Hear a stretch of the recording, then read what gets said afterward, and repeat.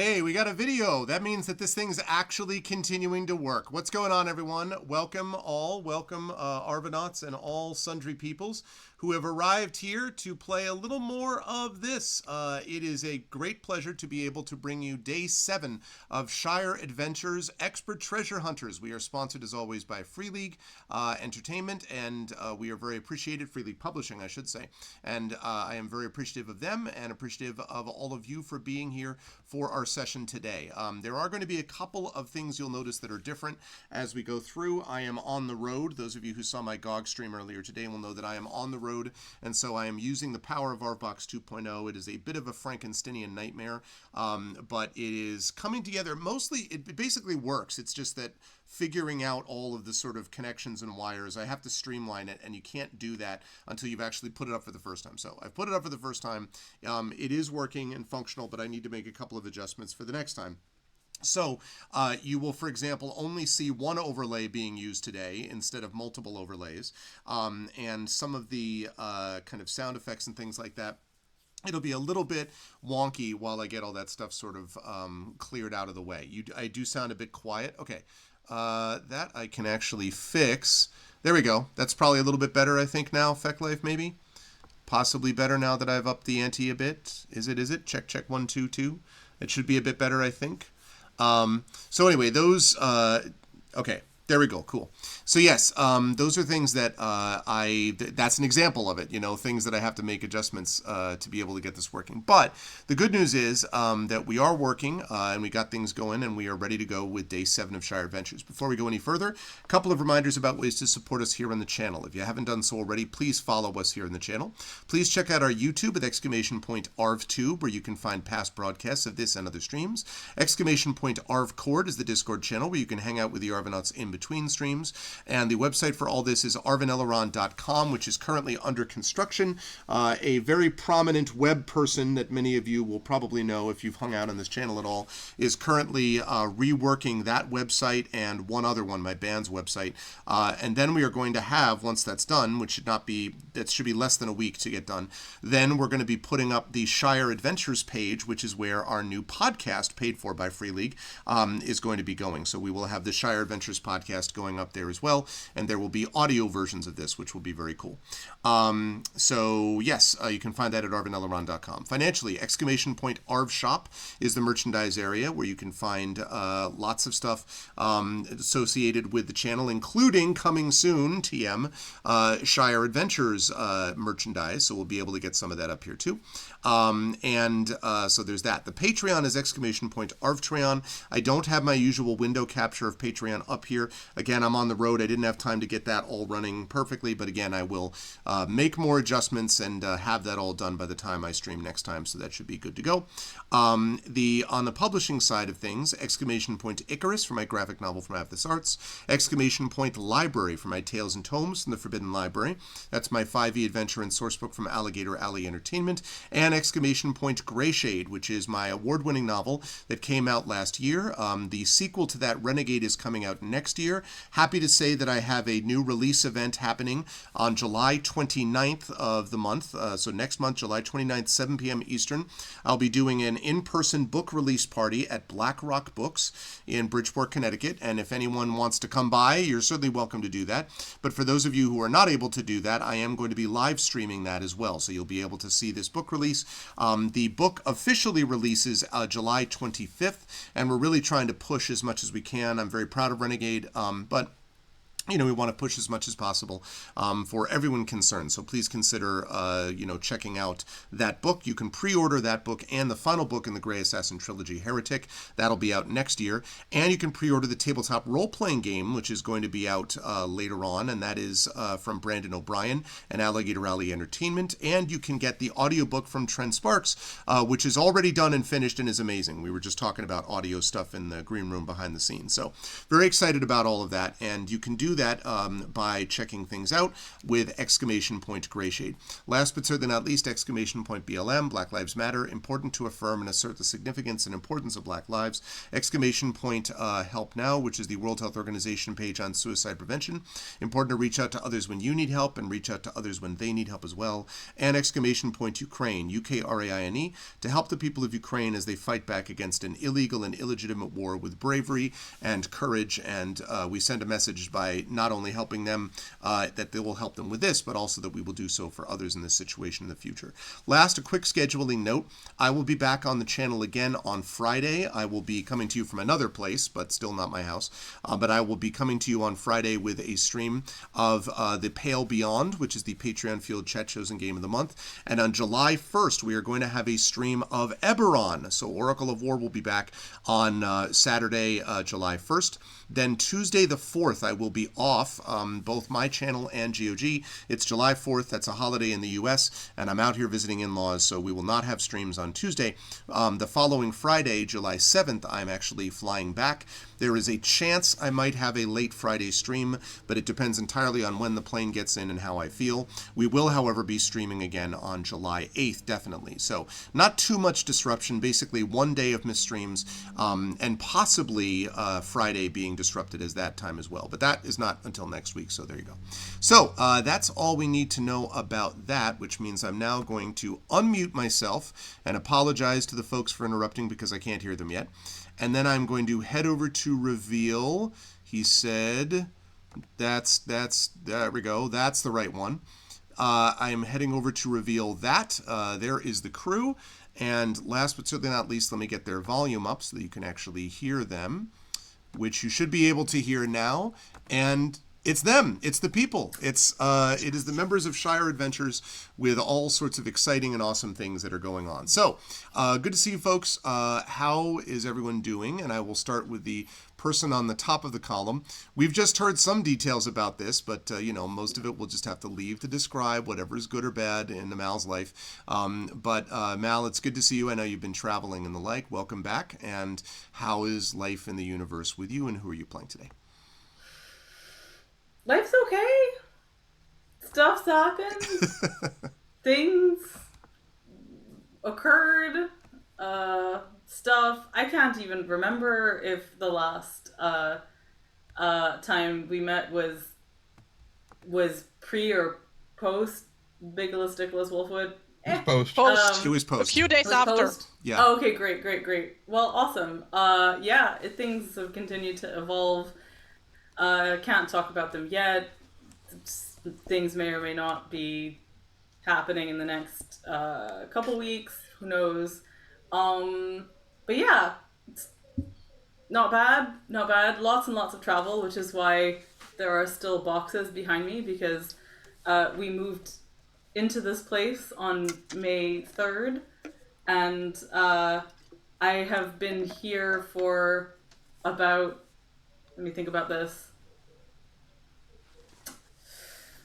a total of 18 days since then, and the first 12 of those were taken up with not being present due to wild internet shenanigans. So there's been no time to unpack anything. There are some books on shelves that you can't see. This setup is very temporary, but it is my office. I'm very excited to make it be less temporary. You have a plant back there.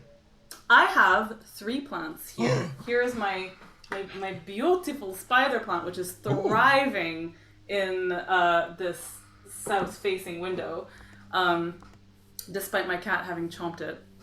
Did you know spider plants are hallucinogenic and addictive to cats? They're not harmful, but they sure will form habits of desiring to chomp them. So I have to keep my office door shut, or else I have to find a way to hang this, really, just so that he can't reach it. My sister just gave me this prayer plant, which is very cute and very sweet and will hopefully grow big and strong.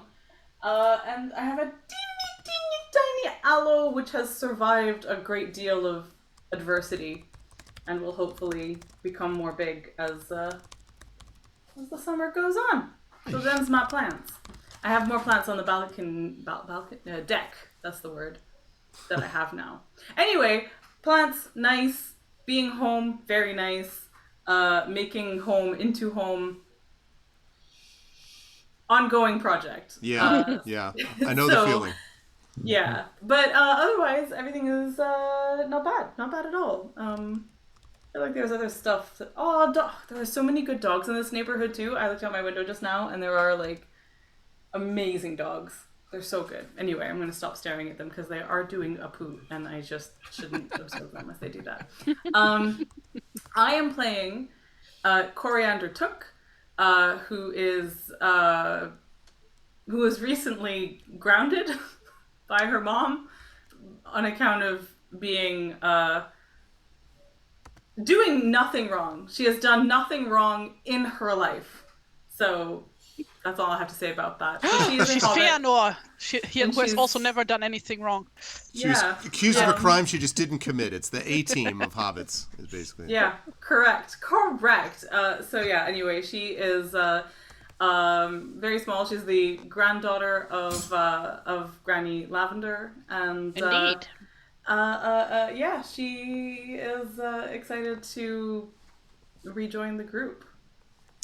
And I'm looking forward to a little bit of it'll be a collaborative effort, I think, between Amal and me to explain how, and I'm not saying that this is what Coriander would choose to do, how Coriander just might, have escaped the grounding. I'm not saying this is something Coriander would go out of her way to do, but I have a suspicion there may be a reason for Coriander to do it. We'll talk about that in a minute. But always a pleasure to have Amal with us, and also a pleasure as well to have Brad Bollier with us, who is getting the chance to actually use some of his mapping skills and some of what has happened with his characters we'll talk about. But Brad, it is good to see you. How has life in the universe been with you of late, sir?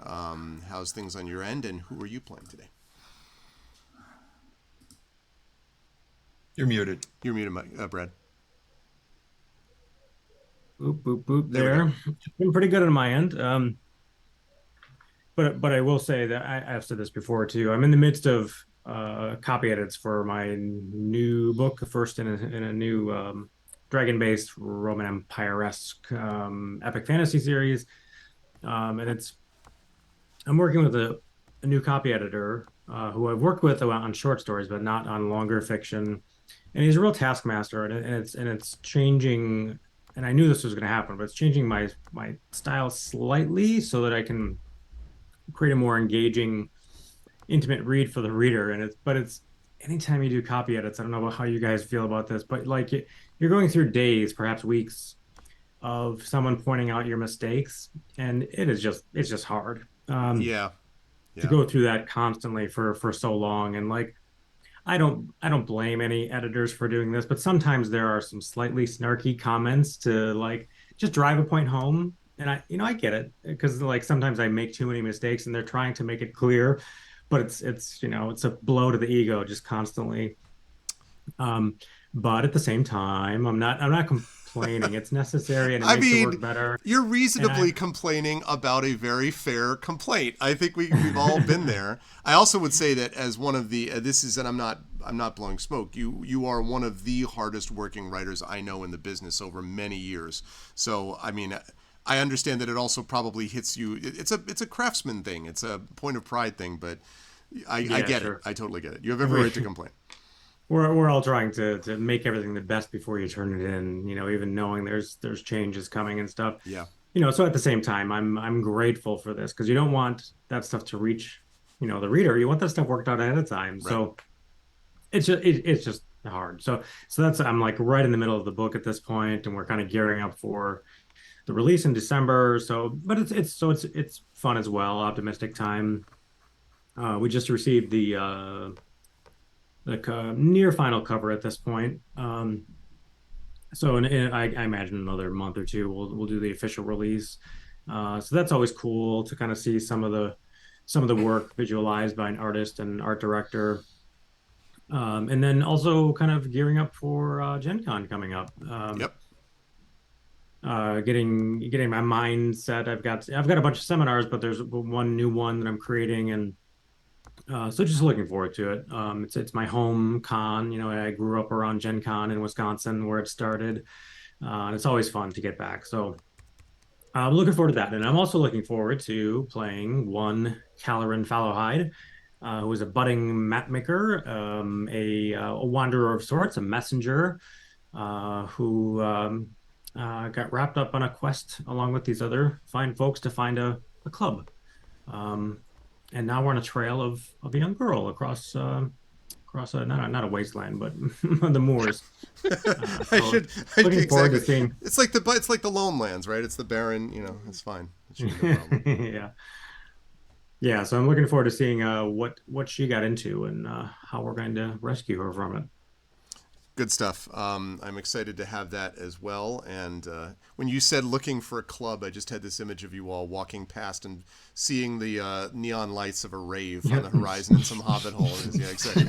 Dance till you can. Dance till you can. Anyway, but always a pleasure to have Brett with us. Also a pleasure, of course, to have Tari Tunes with us, who has returned and is looking ever more cool. In fact, with the stuff behind, I know some of this you already had, I think, for a stream, but I was just looking at it from the distance, so I can now see behind you the tapestry, basically, that you've got, behind you, Tari.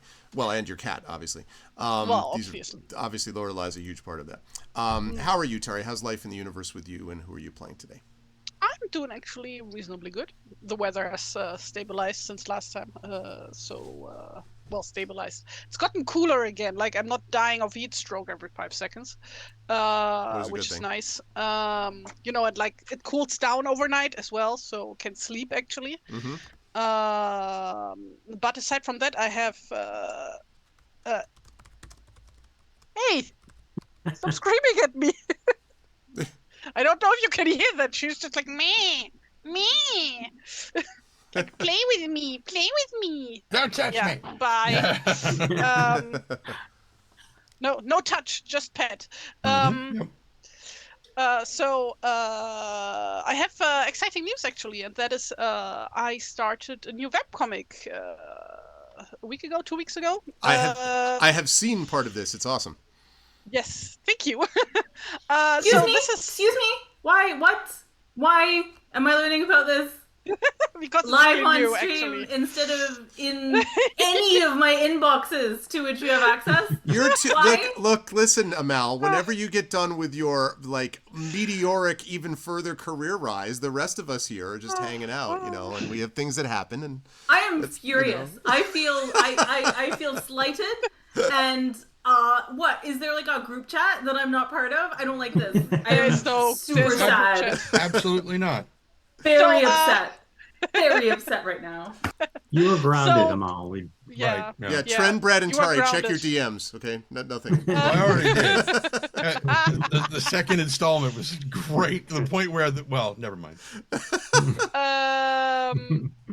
Okay, so this webcomic is a little one-page episodic thing about sometimes more than one page, where I basically teach heraldry in like very easy terms, because like one of the big problems I see with like stuff about heraldry is that like a lot of the literature is very fucking inaccessible.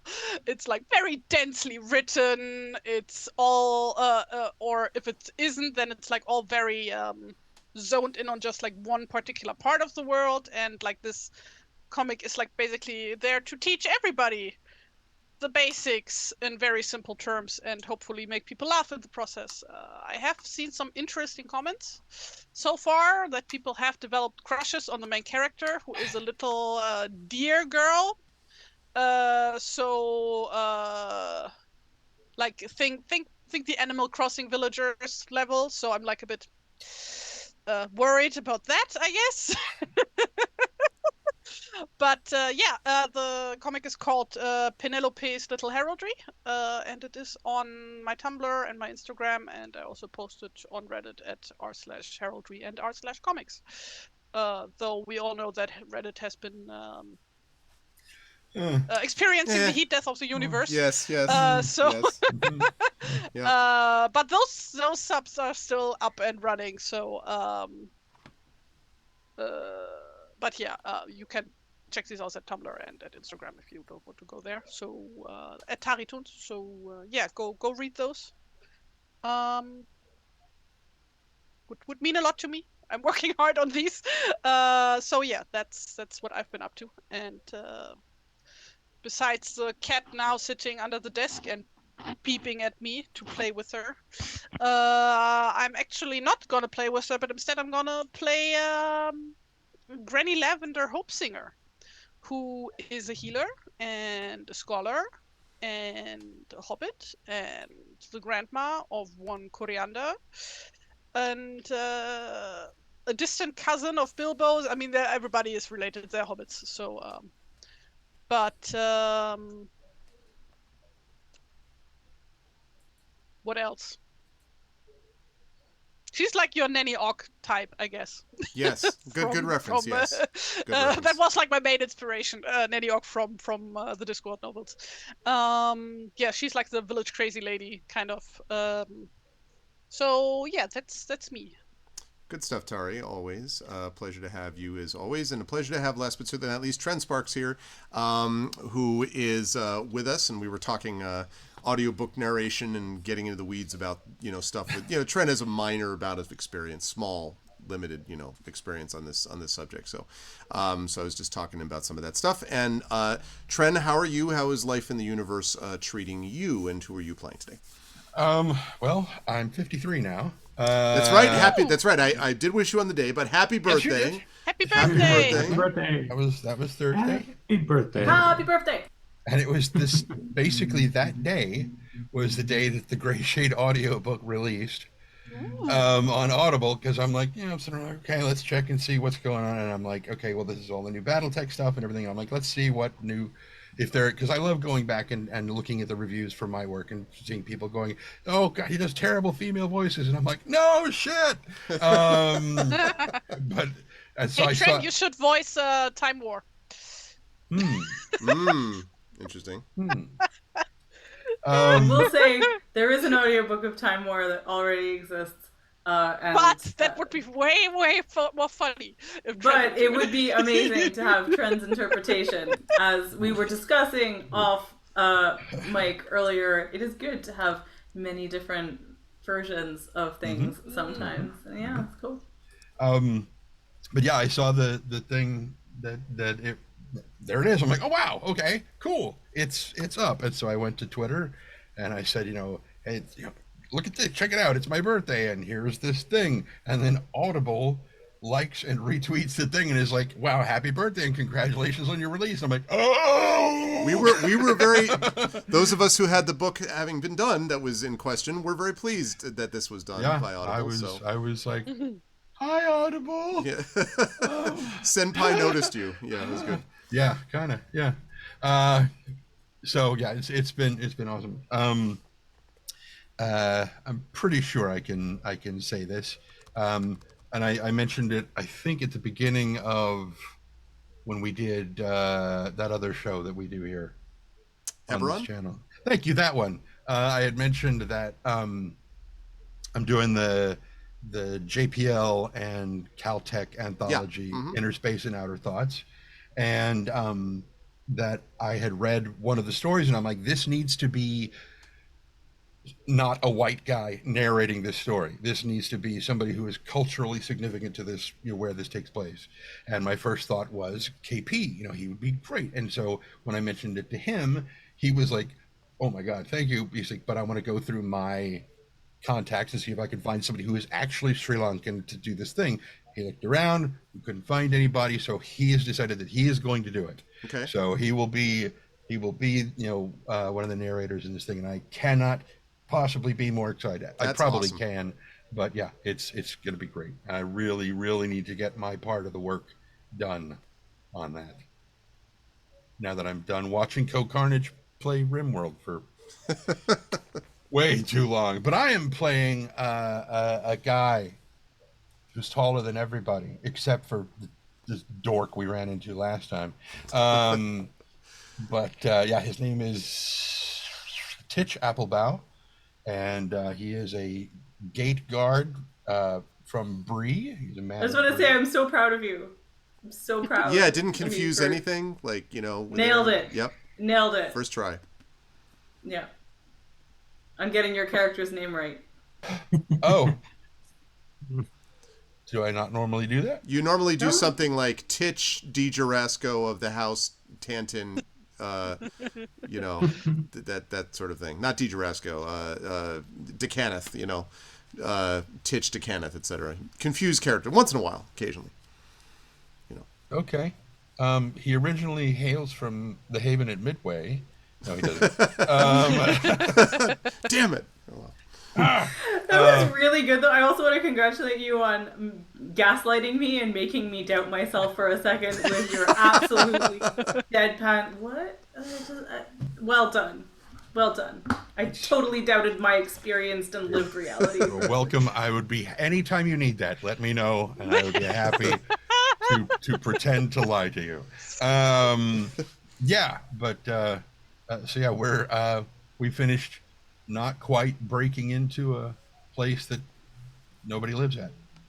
That's right. And that's a good chance for us to talk a little bit about, thank you for the segue, as we move into what happened in our last session. In our last session, he says, as he starts up the music, there we go. In our last session, the crew of the three hobbits and one man of Bree have been heading north to find Will Bilbo Baggins himself, to find Bull Roarer Took's club, which we had on good authority was to be found in the North Farthing, and specifically in a place called Kingsworthy, in a building called Kingsworthy. And the party was headed up that way, and everything was fine until, as we'll discuss in a moment, Coriander's mom tracked her down and basically took her back with her because Coriander was grounded. Now, this injustice, which clearly should not stand and cannot stand, but this injustice was done because apparently there was a concern that Coriander had not been 100% truthful with her parents about things that were or were not taken from a certain Matham house or anything associated with that. Like you know, none of that had actually happened. So, especially with the responsible adult relative of Granny watching over Coriander, clearly nothing could ever have gone wrong. So this was all fine. Nothing did go wrong. Yeah, so she was marched off, and the rest of the party, Cal and Granny and Titch, headed north towards the building of Kingsworthy. They did meet someone on the way. He was a very, as we've discussed, tall person, extremely tall, not Jason Tatum or, you know, not Nikola Jokic from the Denver Nugget champion NBA players. But Thank you for that, because I instead, had no idea. yeah, I know. I was also like, those are names. I was giving you an assist for those who don't follow NBA basketball. Anyway, it wasn't those folks. It was actually someone who identified himself as Strider, one of the Rangers of the North, and gave them some information about what they could find when they arrived at Kingsworthy. What they found when they arrived at Kingsworthy was an empty home. They found, after a lot of very careful infiltration of said home, that there was a mantelpiece over the fireplace, which obviously is long since has not been used for a long time, over which there was a plaque from which something had been removed. Quite clearly, something which might have been large enough to be a large staff or cudgel or even a club. And after that, they discovered that there were some tracks that they found inside Kingsworthy heading to the southwest. What they ended up finding at the other end of those tracks was one Mort Mudfoot, who is a farmer of Oatbarton. And the farmer explained that he was looking for his daughter, Myrtle Mudfoot, who had disappeared yesterday from the town after having heard everyone talking about the club of the Bull Roarer. Myrtle had decided she was going to get get something. She was always kind of someone who adventured and went afield and drove her parents to distraction. I'm sure no character within this party can relate. And so decided to head off on her own, and now has been missing. They cannot find her, but they found her. Her father had tracked her to Kingsworthy. The club is now gone. She is gone, and the father they have tracked down does not have the club. Ergo, one must assume that the Myrtle may have gotten this club and is now lost and possibly in danger. And so the father prevailed on the party to please help me find my daughter, help me find her, because she's just a young hobbit and she's a good lass, and she really is, but she can get away and she drives my eye for me to distraction, and I'd appreciate it if you give us some assistance. And so the party agreed that they would do that. And I believe right at the very end of the session, they might have heard, I'm not sure if it was some howling or something, some noise in the distance that they might have heard. It was whoo! It was that's who it actually was. Benny's arch enemy. Exactly, that they actually heard. So, as we bring things back to the party, I want to actually bring them to one specific member of the party, and that is Coriander. Coriander, what I want to bring you to, you were being marched, remember, from the town, which I think is south of here. Yes. Let me, hold on a second. Ooh, wow, this is a whole new world. Okay, sorry, this is a whole new thing that Roll20 has just rolled out. Okay, that's fine. For some reason, I can't get the, there we go. There's the scroll bar I was looking for. Okay, so you were headed from the town of Oatbarton, and you were being marched back to the south and west, basically, by your mother, who was very upset. And Coriander, I should say that as you're being marched with your mother, the first several hours are basically spent with you scrambling to keep up with someone who is keeping a running tally of all the ways in which she and your father have been worried about you. Convinced that you were dead, that you were injured and then dead, injured several times, then dead, then someone else got hurt and injured, and then you were dead again. Like, just references to this all the time. And despite the fact that you're passing through an area which is not, I mean, it's not horrible, but it's not necessarily the safest place. Your mother seems to pay no attention to this, continuing to go on about how upset and how much you've driven her to distraction and blah, blah, blah, blah, blah, blah, blah. So you get the idea. So it feels like this has gone on forever. And for a change, Coriander, you haven't even been able to get a word in edgewise. And you probably know enough about your mother at this point to know that when your mother adopts a certain tone, it's not a good idea for you to sort of do your standard, but mom, because she's not going to want to hear it. But in the midst of this trip, there is a moment where your mother does have to, on occasion, pause for breath. And when she pauses for breath on one of these moments here, you think you hear in the distance what sounds like a cry. It sounds like the cry of a high sort of... it's a voice which carries. It's obviously not right next to you. It's some distance away. But it does sound like a high voice, perhaps of could be someone who is maybe a female woman, or could be a younger person who has a higher voice. But the voice is carrying, and it seems to be a cry of something. You think you maybe catch like hell or help, like, or you know, someone or something, but it's all little snatches. And your mother seems to not notice this at all as you're being sort of brought along with her. So I want to bring this back to you. It's off to the distance. It's from where you came from, basically, but more to the north of where you came from, but definitely back along the path you're going. It's not in front of you. So Coriander, for the last several miles, has actually been very quiet and sad and just absolutely resigned to her fate, because she knows there's no point in arguing with her mother. She left a very detailed and very sincere and heartfelt note, which clearly went, unread or fell on stony ears and or eyes. It was just a sad situation, and she's just kind of been letting her mother's remonstrations wash over her like a thunderstorm over a very small, sad duck. And but then when she hears like a different sound, she goes, what? And she, like, in that pause for a breath moment, she goes, Mommy, did you hear that? Did I hear what? Did I hear what about how much someone you needs help. Someone's crying for help. Well, your father needs help. He needs help. Mommy, shh, listen. So she stops and she hears. Now she does not. Neither you nor her hear this call again when she stops.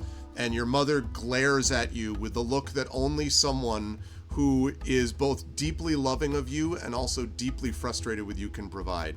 And just sort of like, if that's all then, and turns on her heel and marches off again. Well, Coriander is going to just kind of let her mom walk away and see how far she gets without turning around. Coriander has not wandered off. She's just stopped in place. And right. She's waiting to see whether her mom will realize this, because as far as she's concerned, she is still doing what she was being told to do, but there's been some misunderstanding. She's not wandered away, she's just stopped in place for a moment to listen for the sound again. I will point out, by the way, that it does sound like you might get some better acoustics from a conveniently placed bush that's not far from you, off to the side of where you are. Just noting that for the record, that there is indeed a bush nearby, large enough to conceal a hobbit. You know, it's a hearing trumpet bush. Right, yeah, absolutely. Yeah. Very good acoustics inside bushes. I'm imagining a bush that actually has like bugle-shaped flowers. Yeah. As it, like, I just like wander over to the bush and It's the like, well-known acoustic shrub that we all know. Coriander could slip away at any point. She is a very stealthy and dexterous young hobbit. Indeed. But she also respects her mother a great deal. She would never disrespect her to her face in this way. But her mom has failed to recognize that someone needs help, and that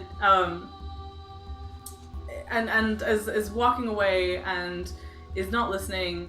So it just makes sense for her to listen a little more, and so she's gonna just kind of step sideways. Little Homer Simpson back away, so to speak. I want to give a shout out to Flying Enemy, who's always good for these. This is a bush for leaves dropping. Well done. Wow. Well done. That is quality work. Oh. Quality work. Did Flying Enemy, was Flying Enemy present for when I showed off my plants? I don't know. Did you see when Amal was showing off plants, Flying Enemy, or not? I'm gonna single Flying Enemy out for being my own personal plant whisperer, and is single-handedly responsible for the lush happiness of this spider plant, which was much smaller before their tender administrations. So all right, well, good work, Flying Enemy. Apparently you've allowed that to happen, and you've also brought your usual pun game to the chat, so a bit more of a flying ally in this particular situation. A flying ally. Yes. I'm going to now desperately think of plant-related taking care puns, which I'll do later on when I figure them out. A flying ally to my aloe. Oh yes, a flying aloe. That's yes. Spiders looking prosperous. Good stuff from everybody. As people are just like, Amal, you should be ashamed of yourself. I get to be Shame is a mug's game. Unlike this game, which we are currently playing. That's right. When you get into, when you sort of listen more carefully, I'd like you to make a perception check for me. Let's see how much you can hear. What a good question. Once again, also, I still feel like my sheet is not 100% there. But perception and such are fine. It's just there's other stuff. Other things that need to be addressed, yeah. Yeah. Let's see. Oh, that's not a good roll. Yeah, actually, also, I realized that I have this... Okay. Interesting. Apparently toggling off creates dark mode. That's a fascinating decision on Roll20's part. Okay. Anyway, that means that I can now actually see what I'm looking at. Okay. So... Bad rolls. Yeah. Actually, don't see them. Don't see them. You don't see them at all. I do not... They're so bad, even I do not perceive them. Yeah. So... what I would say with that roll, though, this actually fits, I think, because what you heard for sure was a plaintiveness in the cry. This was not someone who was just like, you know, a roar of laughter, or this is someone who was obviously distressed and in distress. And you heard it one time, and when you listened, you hear it one more time, but quieter than before. As if, yes, not more distant. I think she's just going to sort of move as quickly and stealthily as she can towards where she heard the sound the first time. And I can imagine that her rustling and stuff as she's going through trees and things might obscure the sound further. I would say that's probably true. I would like you to make a stealth check for me too while you're doing that, please. Sure. Let's see. Stealth. Where are you? Here you are. My dice are rolling super slowly for some reason, so it takes forever to realize whether or not I do see it. But that's a 23. Yeah, absolutely. So you do move with, although there is the rustling of the leaves that we mentioned, you definitely are, on your game when it comes to avoiding detection. One thing to note too about this area is that as you head kind of back up to the north and you move at kind of a quick pace, every so often you hear another one of these cries sort of fading away. And in a way, it almost feels to you as if you need to keep going in this direction that you're going, because if you stopped, you can't tell if the person or whatever the cry is running away or being taken away or being, brought somewhere, or if they are weakening. Either way, you have this sense that you are just on the edge of being able to hear it every time you do. So you're kind of, like moving forward in that direction. One thing. Can I ask a quick question? Sure, yeah, please. What's this terrain like? Is it an actual forest? No, actually not, because you never got down to the forest. She was bringing you kind of southwest across the fields, but you never got down to the Bind Vale Woods. So now you're crossing back over through the North Farthing, which means you get a lot of rolling hills and fields. The hills are very gentle, they don't usually obscure, and from a distance you can see a good long way. They're fairly open, and as I say, a lot of farmland in this area as well. There are some areas, especially the North Farthing is probably what people in the Shire would call kind of like rough country. The farmers who go up there are people who are sort of like the rough and ready types who can, make a living by the skin of their teeth. Any normal, like, people that were not hobbits would probably not think of this as particularly difficult. But from a Shire hobbit's point of view, who's used to coziness and comfort and sort of that sort of thing, this is a little more frontier-like, I think. Because again, it's right to the south of the North Moors, which are more dangerous. So as you're heading up to the north, you can feel the air gets a little cooler. The moon is now starting to rise, which means that you're getting a little bit more light, and there's an unearthliness to what you see in front of you as these hills kind of go forward, but no obvious things to like jump out at you or anything like that, just this sound. It also occurs to you, Coriander, if you can hear it, then unquestionably other people will be able to hear it too, good or bad. The plaintiveness, the Yes. plaintive cry? Yes. Interesting. But nobody else seems to be moving, like... Not from what you there's- can see to the left, right, or above you. Though you have been, as we noted, quite busy focusing on trying to listen and maybe may not be able to see things as well as you might otherwise. But no, you don't see anyone else moving towards it, at least not from your direction. Okay, cool.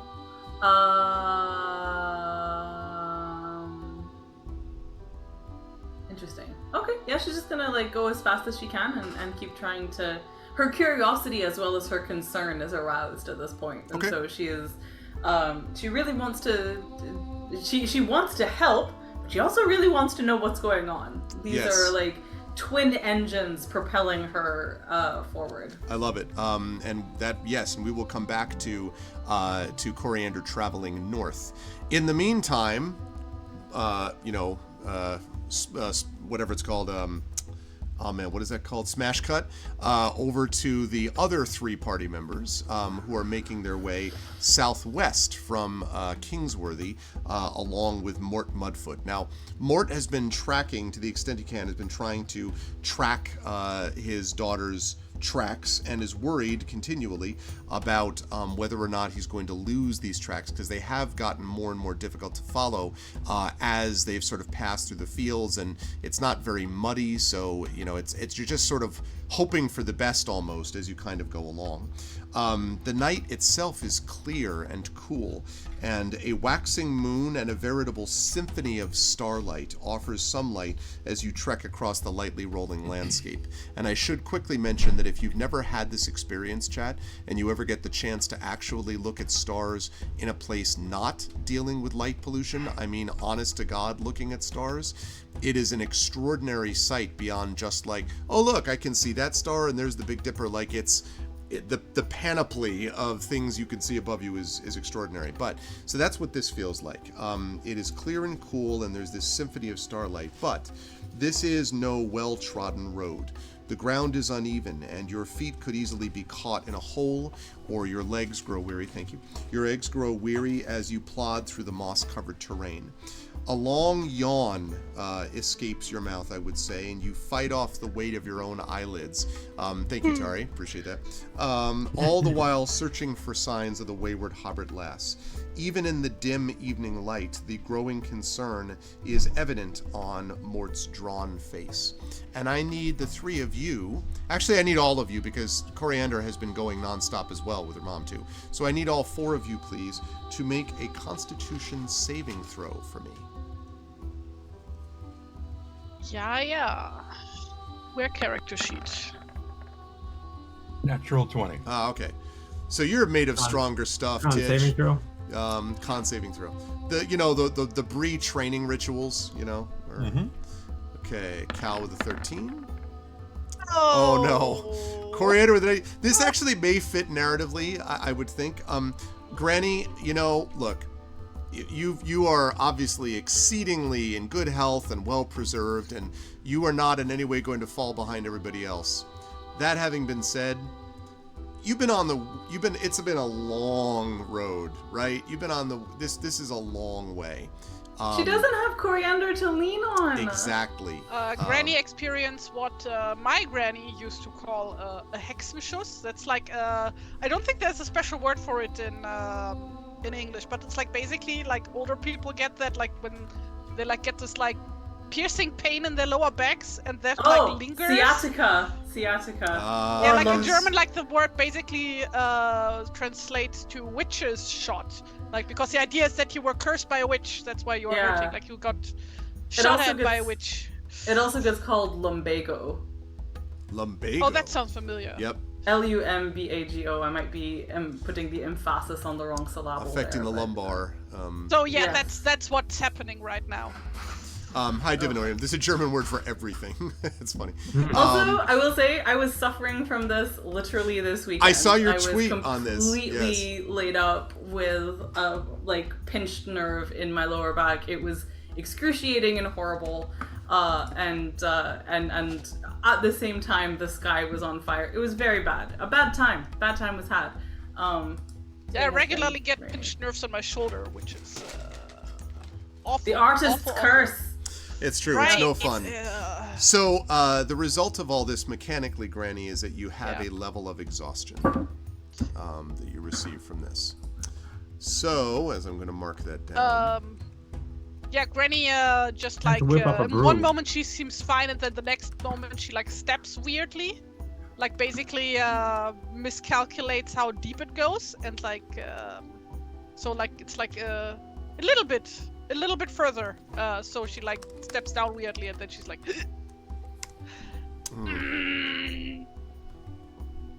So what the effect of this for you means that you have got disadvantage on ability checks until that exhaustion is cleared.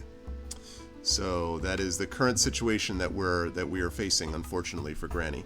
The rest of you see if Granny is napping, standing up,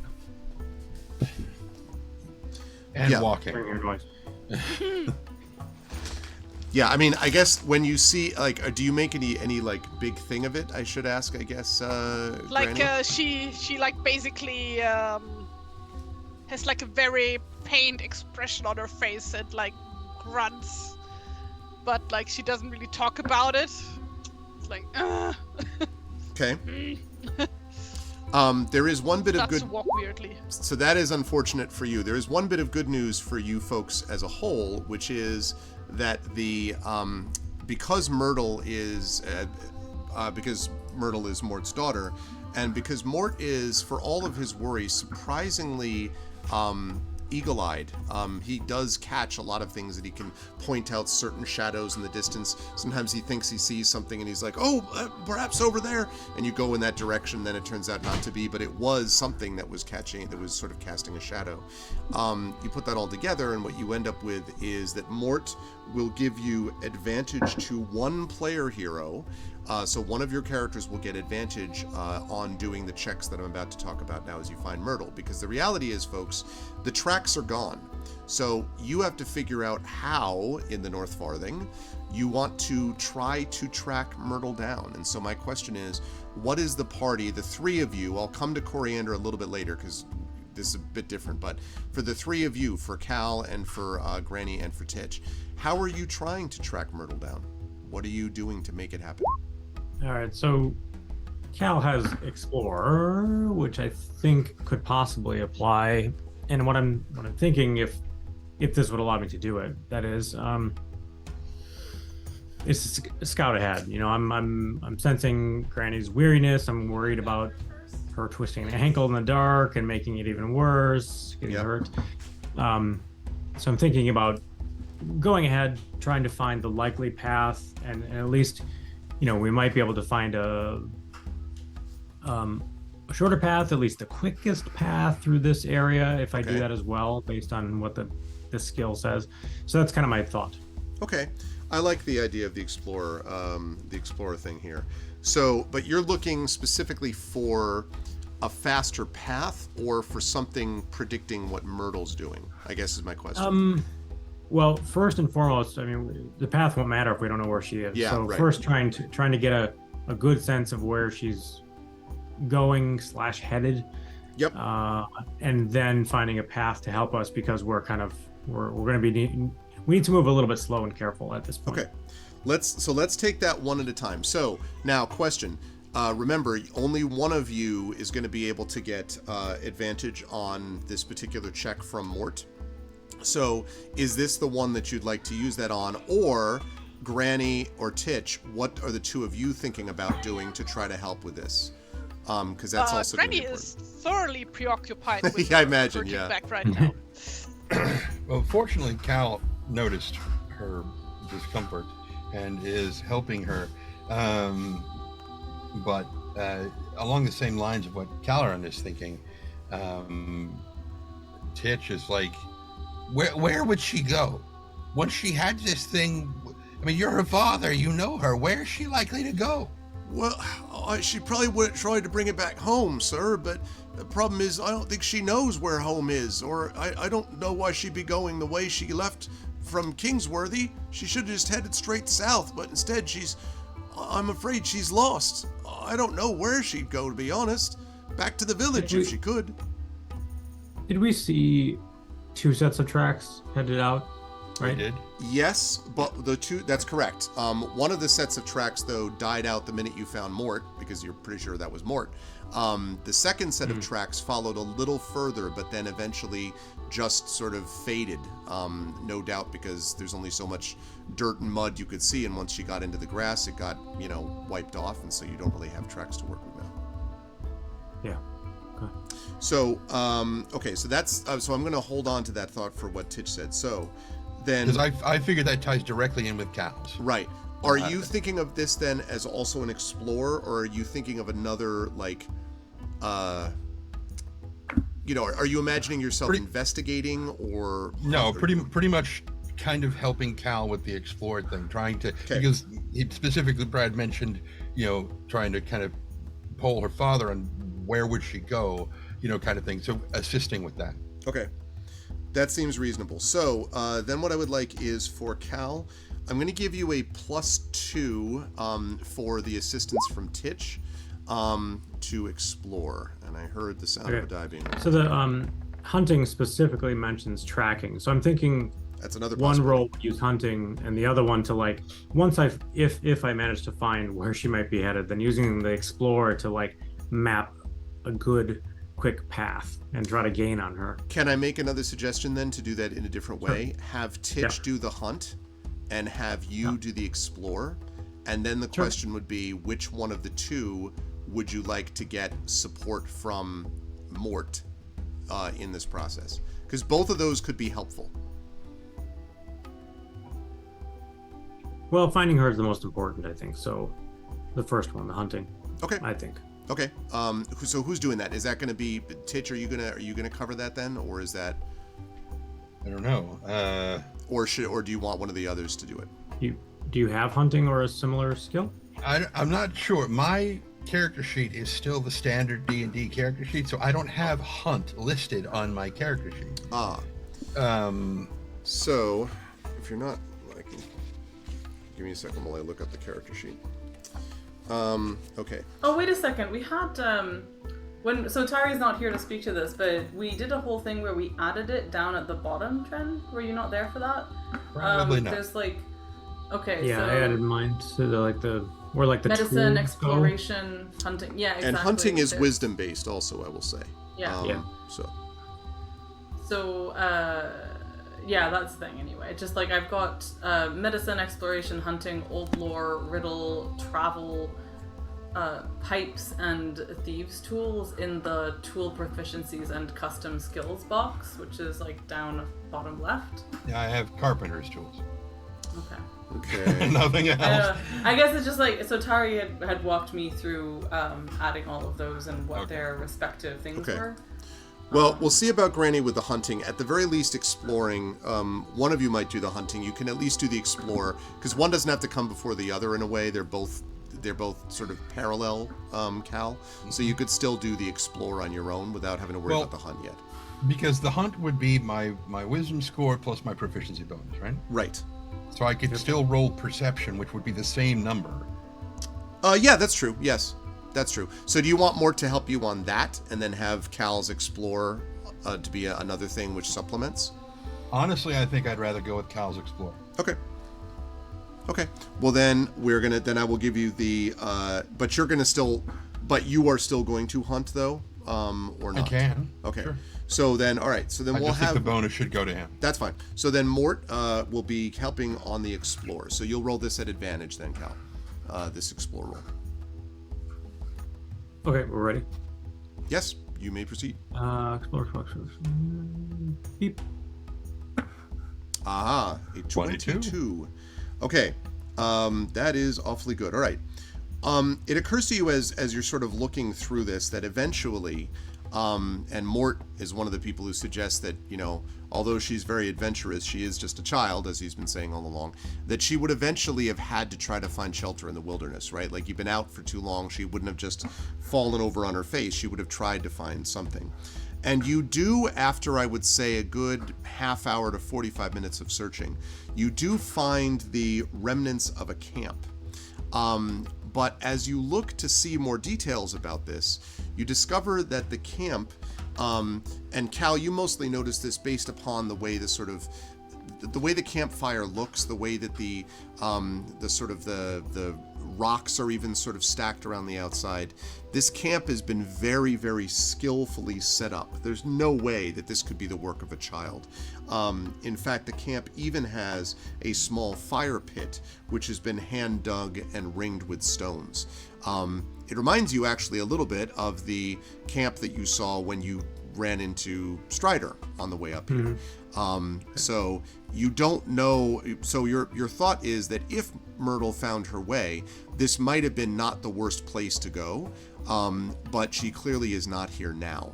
But it is possible that it's there, and it's the only thing you've found that is not just another field or hill or hollow or something like that. Like, this is definitely a camp recently used, but you don't think Myrtle could have set it up by herself. Okay. How far away did I find it from the group? I would say probably about just a couple minutes from the group, because you're all trying to mostly stay together with Granny bringing up the rear, so to speak. And, The and rear. there's no signs of anybody else? Not here at the moment, no. Although you could bring the others in and see if they see anything. Like you could hunt from here if you wanted, let's say, but you don't see anything obvious outside. You can tell though it's been used in the last couple of hours. Yeah, that was my next question before I head Yes. back. Just checking the fire, the warmth, are their coals warm or anything like that? Yeah, they're all out, but there is, if you hold your hand over them, a little bit of warmth which remains. So can't have been longer than a couple hours at most. All right. Yeah. I'll head back to the group and report what I found. Okay. So I'll describe the camp, tell them where we're going, and someone was there not too long ago, a few hours at most, and but I'm not sure if she was there or not. I don't know who made it just yet. Maybe Probably not another her. one of them rangers. Could be. And when you say rangers, Mort says, "Oh, one of them rangers, sir. Well, I hope he's not going to be dangerous to my child. They're strange folk they are coming out of the wild.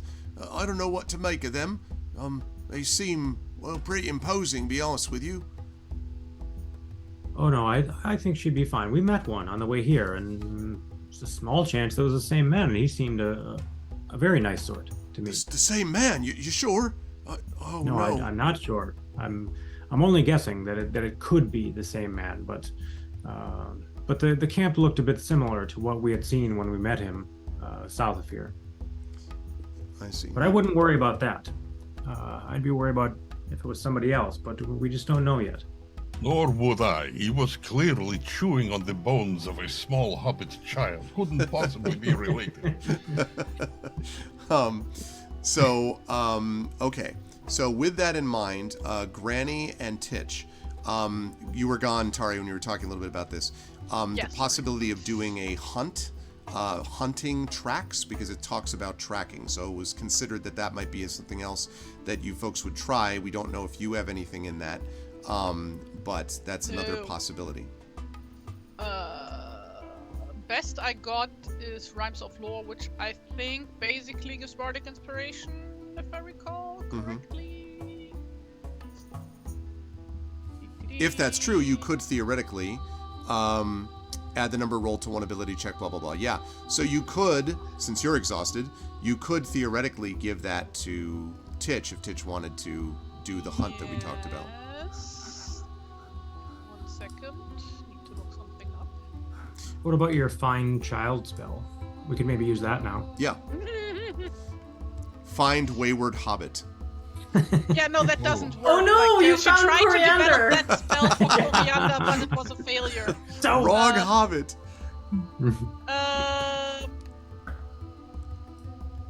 Because it would be Corianne, my wayward hobbit. No, you're not going to get the reference. Any Kansas? I got it. I got it. We got it. It's fine. We got it. Can we give it back? Yeah. Clearly, Triffid got it too. Corianne, my wayward. Thank you. No. Both Kansas fans. Absolutely no. Demand. Absolutely Okay. not. Yeah, okay, I will use, or Granny will use her Rhymes of Lore ability and tells a little rhyme, which then inspires Caloran to do his best. The forest in the town of trees, where they live quite at their ease, with their neighbors at their side, just as we in cities bide. Ooh, good one. So, All right. Yeah. Well, I think Titch is doing the hunting though. Are we going? Oh, is Titch doing Are we that? going to the camp Or is Caloran doing that? before we start that? I would think maybe. That's all of you. Oh, I thought we were just gonna do the hunting thing from here. Well, I mean, Oh, wait a second. I guess don't it's a have good any question more rhymes of because lore. we think we're sort of on the track that she was on, but then we also found this camp, and so the question is, does she? Did you see go any there? tracks from the camp leading out from that point? Well, not that I recall, but I was eager to get back and let you guys know, so I didn't spend a lot of time. Maybe we should check there. Okay. Uh, So, Okay. By the way, like, forget about the rhymes of lore. I don't have any slots anymore, so wow. no, That was so bardic lovely. inspiration for y'all. Okay. So hunting from there. Can we still sing it on the way? But it doesn't rhyme somehow. You're like, damn it! What is the last word? You start trying to do it, Yeah. but all that Titch knows is just awful limericks. That just don't. By the way, how late is it? Natural one. Oh, Huh? I don't even know what that would look like. You just staring at all of these things. How late is it? Probably 2:30 in the afternoon. no. Probably 11 o'clock at night. You would guess, maybe 11:30. oh, just like in real time. Well, I'm trying to make it For exactly you. authentic to you. Tony. Yep. Thank you. So yes, you have not the faintest idea, where this is from the camp. You set out, Titch maybe thinking you have an idea of it, and then Well, I was kind of, walking around the fire and I see all these tracks, and I'm like, "Oh wait, this, here, look at all these." They're I was ours. like, yes. That's why you were so good at finding that bear. Yeah. Absolutely. Well, Sent the right guy, clearly. Granny, There. you can walk by yourself now. I'm going to punish you for your granddaughter's insolence, and I'm going to go back to Bree. Oh man. Well, Cal does have hunting as well. Can he also search? Sure. Without the advantage. Yes, you could do that as well. Okay. I recommend rolling high. Thank you. That's much better. Definitely better. Okay. So, let's see. As you're looking around at these tracks, because you notice Titch sort of pointing at it and then kind of like angrily being like, well, I'm sorry, but it made sense to me, kind of looking around here. I look everywhere that Titch doesn't. Yeah, Right. exactly. All the spots where they're not actually there. Yep.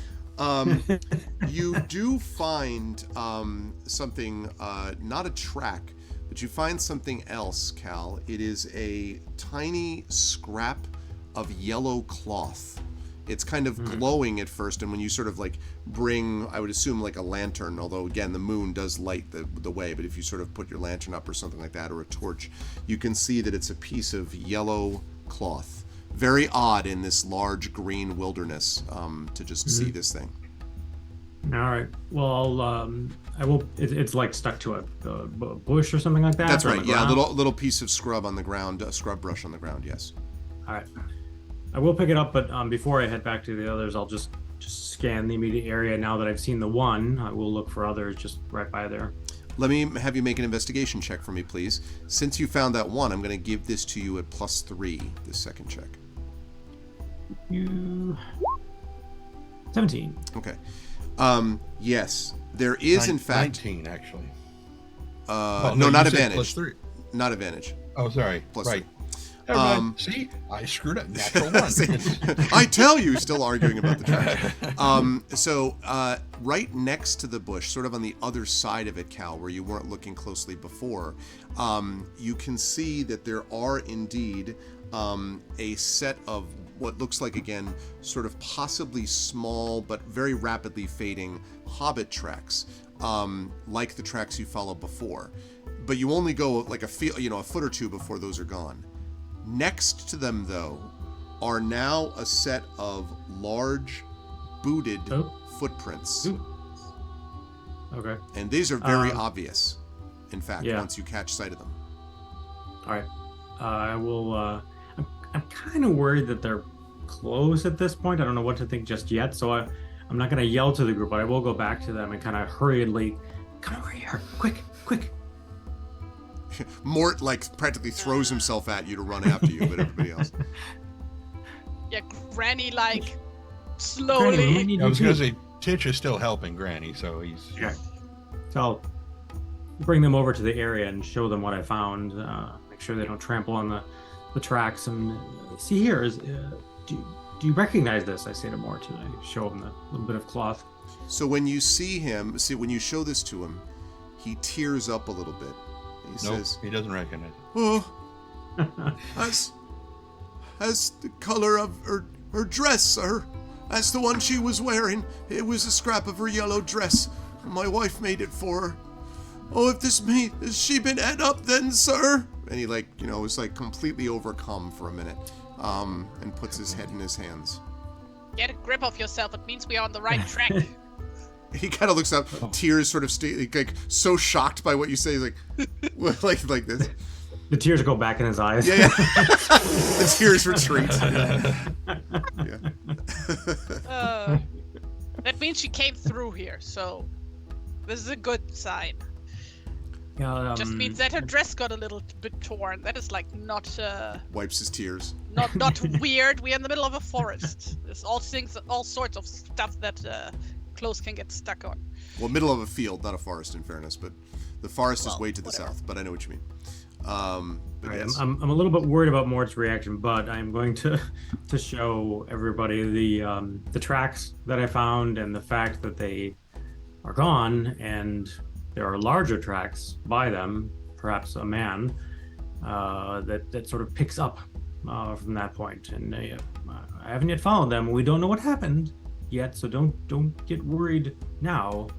We just want to continue after these and see what we find as quick as we can. Let's get going then.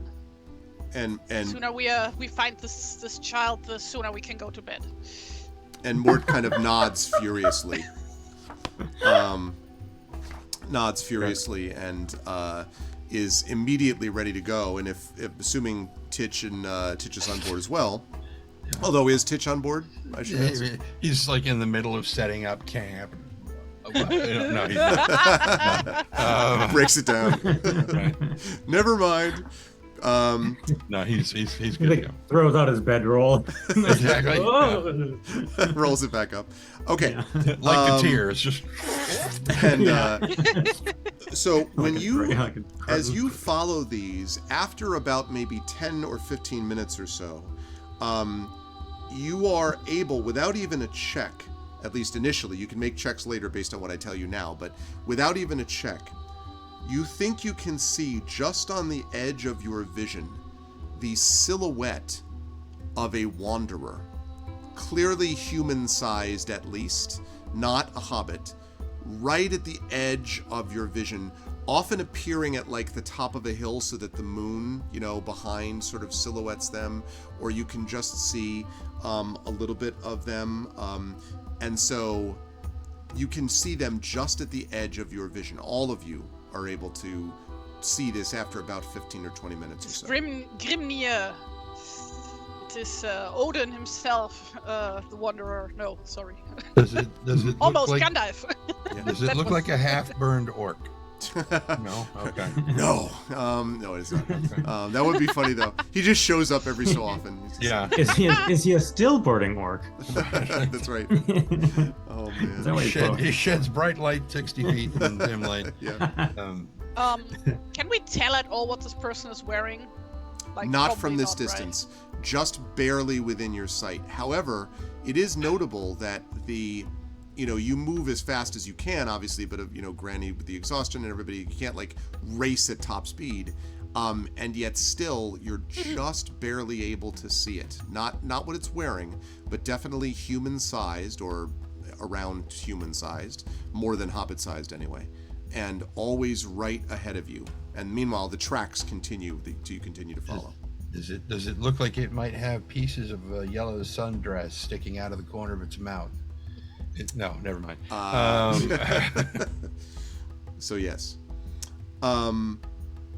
So assuming that you can do something further with that info if you wish. Otherwise, you can keep following the tracks.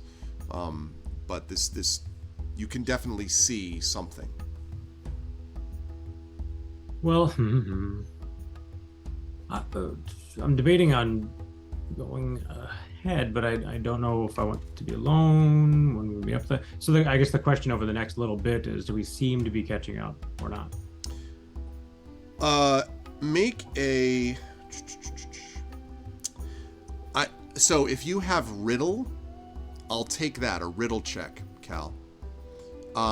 If not, it would just be a straight intelligence check. Although I guess anybody technically can do a riddle. It's just a matter of whether you're proficient in it or not. So I'm proficient. I do, however, get disadvantage. So I will sort of ask the group kind of thing. Are we catching up or not? Kind of thing. So Okay. maybe anybody. Anybody could do it, I would say. And in the meantime, go ahead, Granny, make the roll, but you're doing it at disadvantage, as you said. Well, she has advantage normally. Oh, well, convenient. So that works out either way. So, Granny, not only is it clear to you that you're not catching up, nor are you falling behind. You've had the experience of foraging for, many times in your life. You've foraged for things, you've gone, that sort of thing. It seems clear to you two things. One, the figure has very long strides. And it's also clear that given your relative speed, there's no way that this thing shouldn't be able to leave you behind if it wanted to. Almost certainly, this thing is intentionally leading you somewhere. Okay. But I don't mean that to sound ominous. It's just that, yeah. Granny relays that via saying, this is odd. This weird fella does not seem to try to lose us, but they're also not waiting for us. I think they want us to follow them. We could put that to the test. Bye. You guys stay here. I run to see if I can catch up, and if they keep pace with me, then we know that they are definitely trying to maintain this distance. Sure, if you think that is a good idea. And Mort says, I'll come with you, sir. I'll keep up. Uh-huh. Party. What is your speed? 30. Okay. I think you're the only one that can match me on that. I can't even match that. I'm Oh, at 20 instead of 15. I have more speed than a normal hobbit, but I'm still not Okay. as fast as you. So yeah, Cal says, yeah, let's try it. I'll keep everyone together and we'll follow. And making no effort to remain stealthy whatsoever, Cal just boom Books takes it, off yeah. running. You mean Titch, I assume. Now, are you That's running or what I fast meant. walking? I know he's running because he is Fast gonna walking is very, funnier. very, yeah. It's like that weird, Yeah. located hip thing that the You marathon might freak him out. No. When you view it from the side and the legs are just like a spiral spinning in place. Right. Yes. And occasionally we can hear road runner noises, like beep beep. You get the And cloud of rattle dust sound. behind, yeah. And I've got the Wicked Witch of the West, music playing along with it. So, so you run at sort of a pretty good pace, Titch, for I don't know how long you want to run for, like a minute or so anyway. Yeah. You make you do not catch up with it. But moreover, it does not, it must obviously, you can't see if it's running or not, but it obviously can't be trying to accelerate to escape you because, you also still can see it.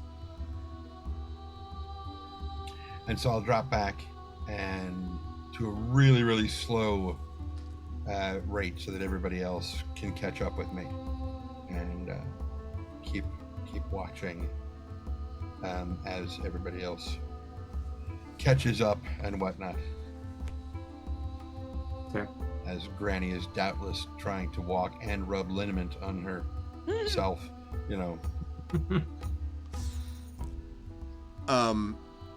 So, assuming, well, you can talk to them, your companions, if you want, or continue this course, which sounds like what you were thinking about doing. But well, what I was trying to do was to find out if we're being kited, and if this guy is maintaining the same distance regardless of how fast or slow we're approaching. I now know that. Mm-hmm. So, his Titch's thought now is to report back that yes, we are being led.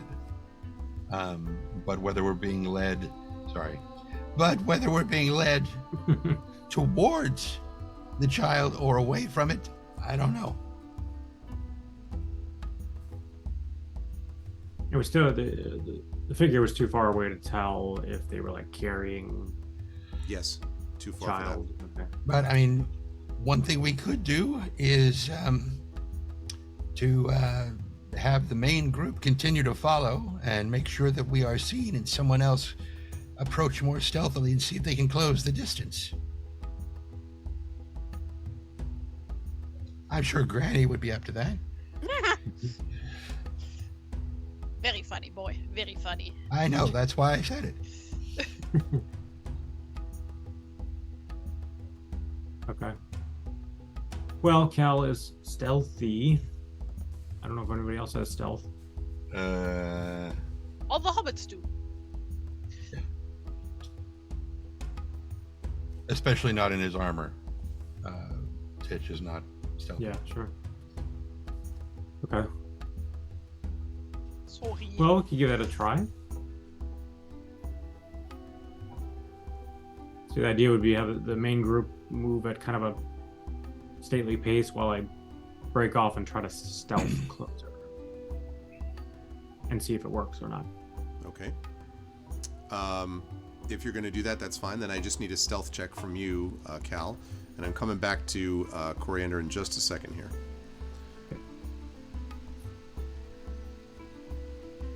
Okay. So a 12. Okay, roll.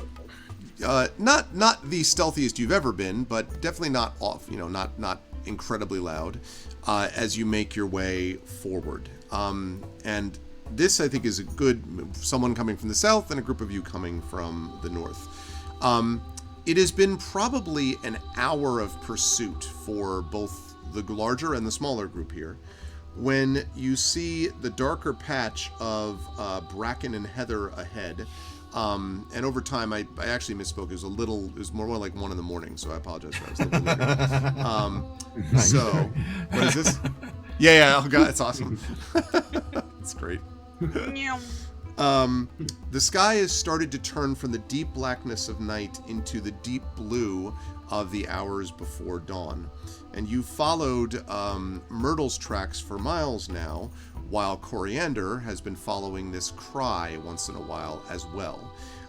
You have little doubt, Coriander, that whatever you're hearing has started to get louder again, not because it's getting stronger, but because you're getting closer. And in the meantime, the other 3 of you have little doubt that she came this way thanks to these booted tracks that you see, plus this figure. And as you get closer, you start noticing, both of you, Coriander from the south and the rest of you from the north, that the dark patch that you see in front of you is not due simply to a different vegetation. In fact, there are ancient stones jutting out of the ground here as you get closer.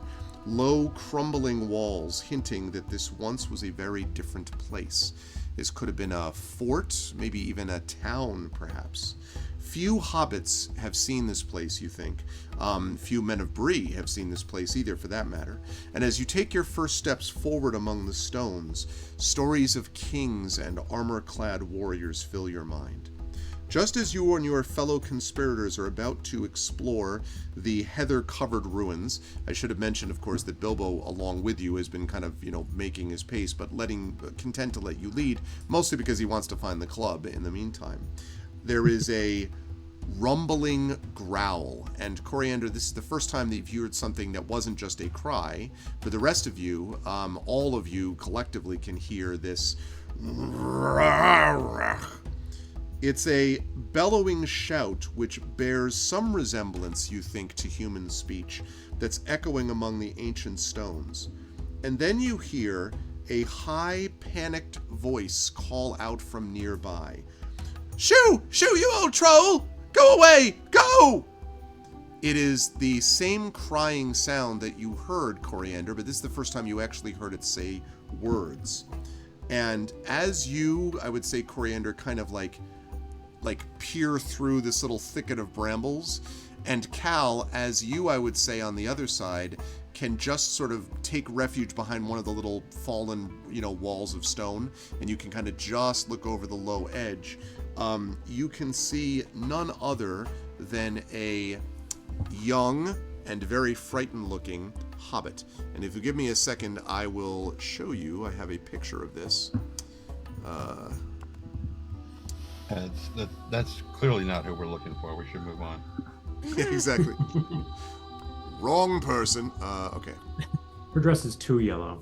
Right. Yeah, exactly. Even Oh in no, this low light. this is buttercup yellow, but it's the dress we are looking Really? for. I thought it was more of a Sunflower yellow. miracle. Mustard yellow. And okay. Let's see. They're saving the Hobbit from Troll Cigar. Yeah, I mean, listen. Okay. There's that, and then I have. Okay, this. All right, good. And I'll be able to show you the Colors. picture that you see. So. Have you seen that, Amal? Okay, hang on a second as I get to the right page. Okay. If you decide to save the child, turn to page 367. Make sure I they still got have a it. bunch of the Sorry, lawyer I'd flipped over Pick to your the adventure. feed in order to see a thing, so I missed it if you were holding it up in the Zoom. Trent, the way you just said that, like, immediately reminded me of the voice from The Hitchhiker's Guide to Galaxy, like the book itself, right? When I was probably about 15, 16 years old, I decided to see what would happen if I just read a Choose Your Own Adventure book from cover to cover. And it was... But it was a strange experience. It was a little odd. But it was kind of fun. Non-linear storytelling. Right, it was kind of fun in a way because it was like piecing together bits of evidence from a thing and learning to put everything in sequence in my head and try to figure out different possibilities. I found that kind of Like Memento, like 15 Yeah. years before it came out. yeah, and I found it a very fun exercise to try to do that. Okay. Now I actually have this picture for you. Sorry about that. Again, remote setup. Right. So you'll be able to see this on stream. Uh-huh. And it looks like this. Yeah, picture. Aw. That troll is gorgeous. Yes, you see what is clearly a very Does this look familiar to anybody? Sorry to Oh my break it. yeah, in fact, Tari and I did one of those as one of our gamebook illustrations. I have an earlier one of that. Yep. I have I have Oh, Miller's look, Quest it also. is him pondering his orb. Yep. Uh-huh. You should do a Kickstarter to narrate a book that way as multiple characters arguing over what actually happened. That's pretty good. Yeah, like a full narration cover to cover. Is this oh damn it, what was the name of the character? When we first started playing this. Was it Rosie? It wasn't Rosie. We had a player character named Rosie. Yes. Rosie Burrows. Yes, that's right, Yes. Rosie Burrows, yeah. It does look a lot like her. Huh. Does it? It was before my time. Yes, that was in the before times. Yeah. The Before the pre-river exploding barrels of oil, yes. times. Yeah, exactly. That was, that was before your time. You Okay. joined after she left. So what you see then is you see this picture of this. You see this person. You see this picture. The picture is of the person. You see a picture You see in a the picture. woods. But you can see Myrtle, what must clearly be a young hobbit that you're guessing is Myrtle. And even though, Cal, you see this slightly before the rest of your companions do, Myrtle, you have a suspicion, or rather Mort would be able to confirm this. Myrtle has scrambled up a ruined wall and is swinging a heavy wooden club that she's barely able to hold on to, let alone swing. So it's kind of ineffectual. At this thing that I'm going to show you. The second thing that I'm going to show you. She's got this. We can go. On stream. Mm-hmm. Okay, and it looks like this.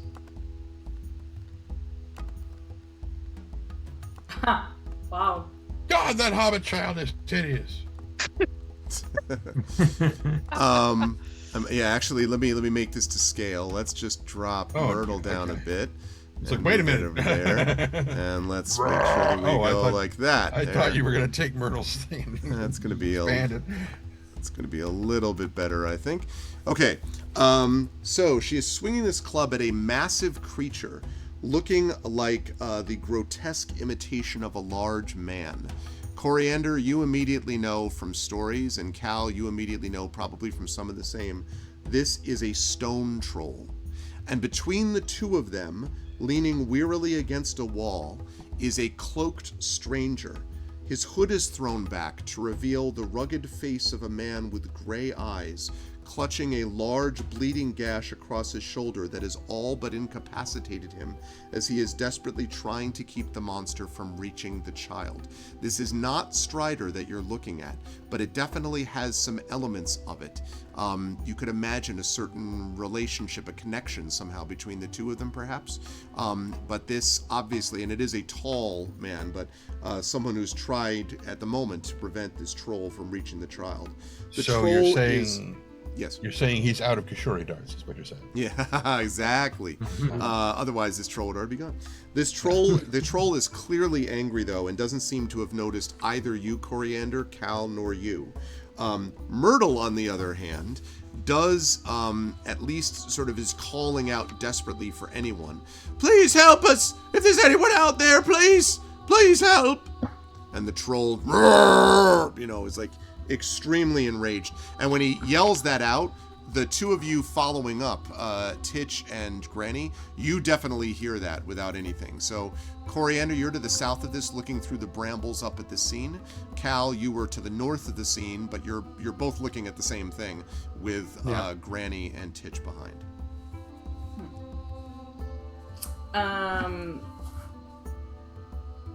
Cool. See. What do we know about trolls? Well, fortunately, I speak troll. We've got Bilbo with us. Well, you've got Bilbo with you, rather. Right, and when Bilbo hears that, Bilbo is like, oh my. Well, you all know what that is. That's got to be trolls. He says very quietly, and he says, you've got to be careful now, all of you. You've got to be careful. It's very important. Now, and he's clearly not freaked out. The impression that you get is he's very much Granny and Titch. He's very much like, I've seen the trolls. How do I protect everybody from a troll? Like how do I summarize all trolldom in about 5 seconds, type of thing. And Mort, of course, is beside himself with fear and anguish because he heard his daughter call out, and he's beside himself. That gives us an extra person. Interesting. Yes. Quick question. Yes. So, a thing that I would like to have,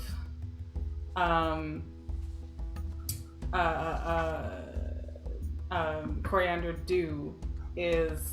I don't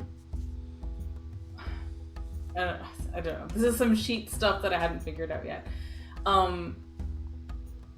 I would like her to. I feel like it's in character for her to have a slingshot.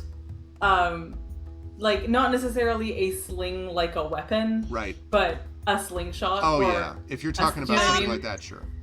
Yeah. Actually, if I may, I had looked into that, and apparently one of the devs actually said that is kind of against the game philosophy, because hobbits do have the ability to later on gain a special skill that allows them to throw pebbles and stuff with great accuracy. I forgot what the feat is called, but that's the whole reason why slings and stuff are not a thing in this game. Oh. I had not seen that about the devs. Okay, I had not seen that.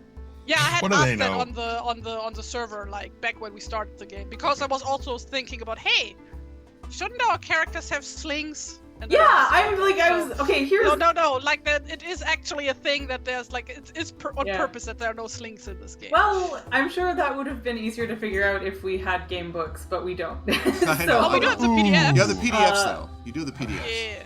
Yeah, but I know it's not the same. I get it. It's not the same. It's also, I mean, I don't know. Like I say, I keep feeling like the sheet is still in a kind of proto form due to cobbling it together from stuff. My point is just that I would like what Coriander would do in this situation is try to make a distraction, or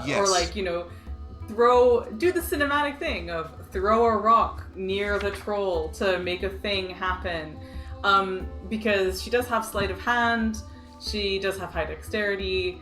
If that isn't an option due to game dev intention, then I'll do something else. But that is the first thing. But I think you can still do that without it having to be something involving slings directly. Clearly, you can pick up a stone and throw it in the general direction, and because you're actually, I assume you're not trying to kill the troll with a perfectly placed bullet. I assume what you're trying to do is distract it, as you say, by throwing something near it or something like that. Yeah. Okay. Exactly. Absolutely, you could do that. Not sleight of hand in this case. I think it would be probably a straight dexterity check, I would say. Okay. Not acrobatics though, because you're really, you're kind of tossing this from a distance. So yeah, I would say a dexterity check would be a good one. And so you roll a natural 20 and you ricochet it off a couple of the standing stones. Yes, and inspirations exist, Chad. Don't jinx forget. me. Inspirations do exist. Don't forget. That's true. So, and we've also got the thing of our points.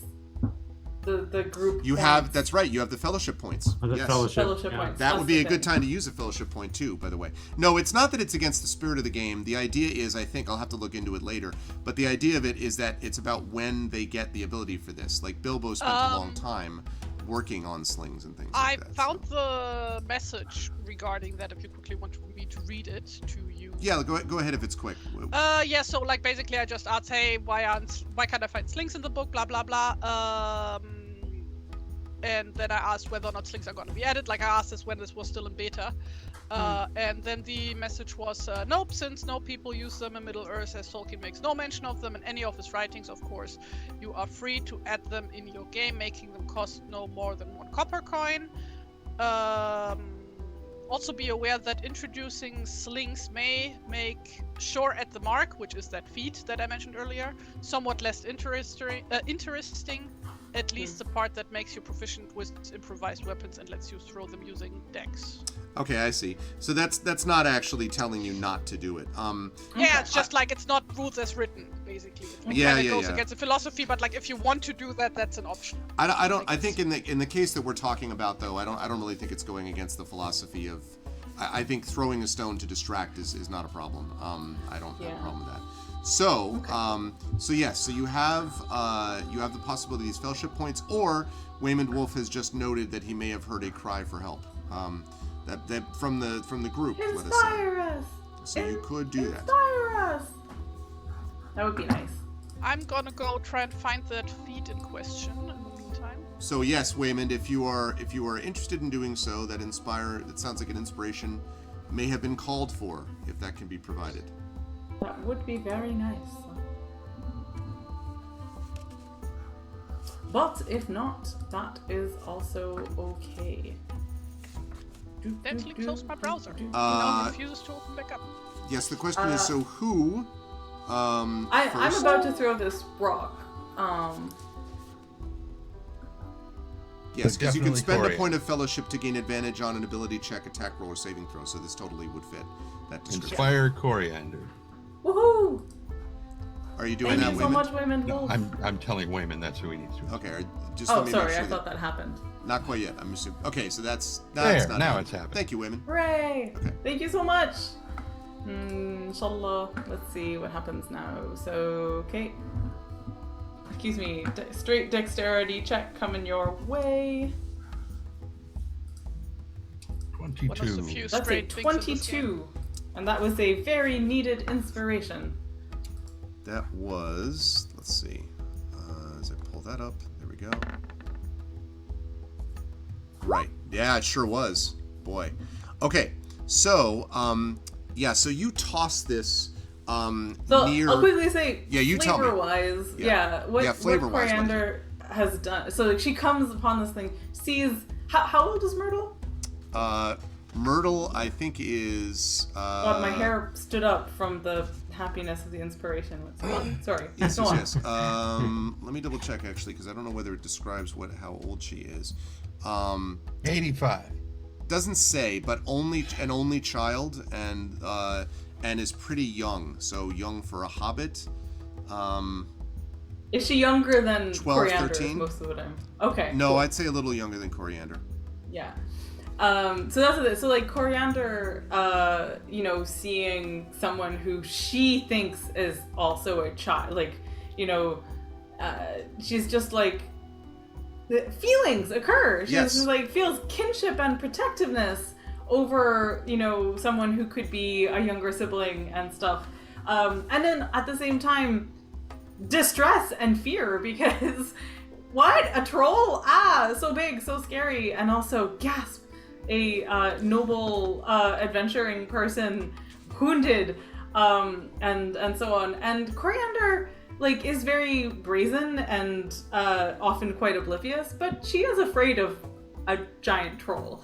And so she doesn't feel like she could just march up and do something here, but she does want to distract it and see if she can get it away so that she can do something helpful. So she stoops down, finds a rock. She is very, very good at skimming rocks across surfaces of water, and throwing them with, some accuracy because of that sort of thing. And she's going to just, scout out sort of, imagine math lines happening as she, looks around, tries to figure out exactly the shot that would come close enough to really kind of wig the troll out, but also make it feel like something is rustling in the bushes nearby, and it will wanna, All right. So you do toss it in this direction. Cal, I'd like a perception check from you, please.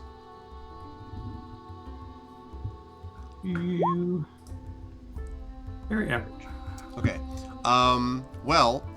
So what that tells you is you hear, Cal, a rock sort of scatters and it basically bangs into a group of other stones, and there's a little bit of a shower of small stones from one of the fallen walls of this former whatever it is that sort of falls down, and the troll and kind of turns around to face it directly, as Myrtle sort of stares horrified. So Cal, something threw that, you don't know from where, but something or someone just threw this rock in the direction of the troll.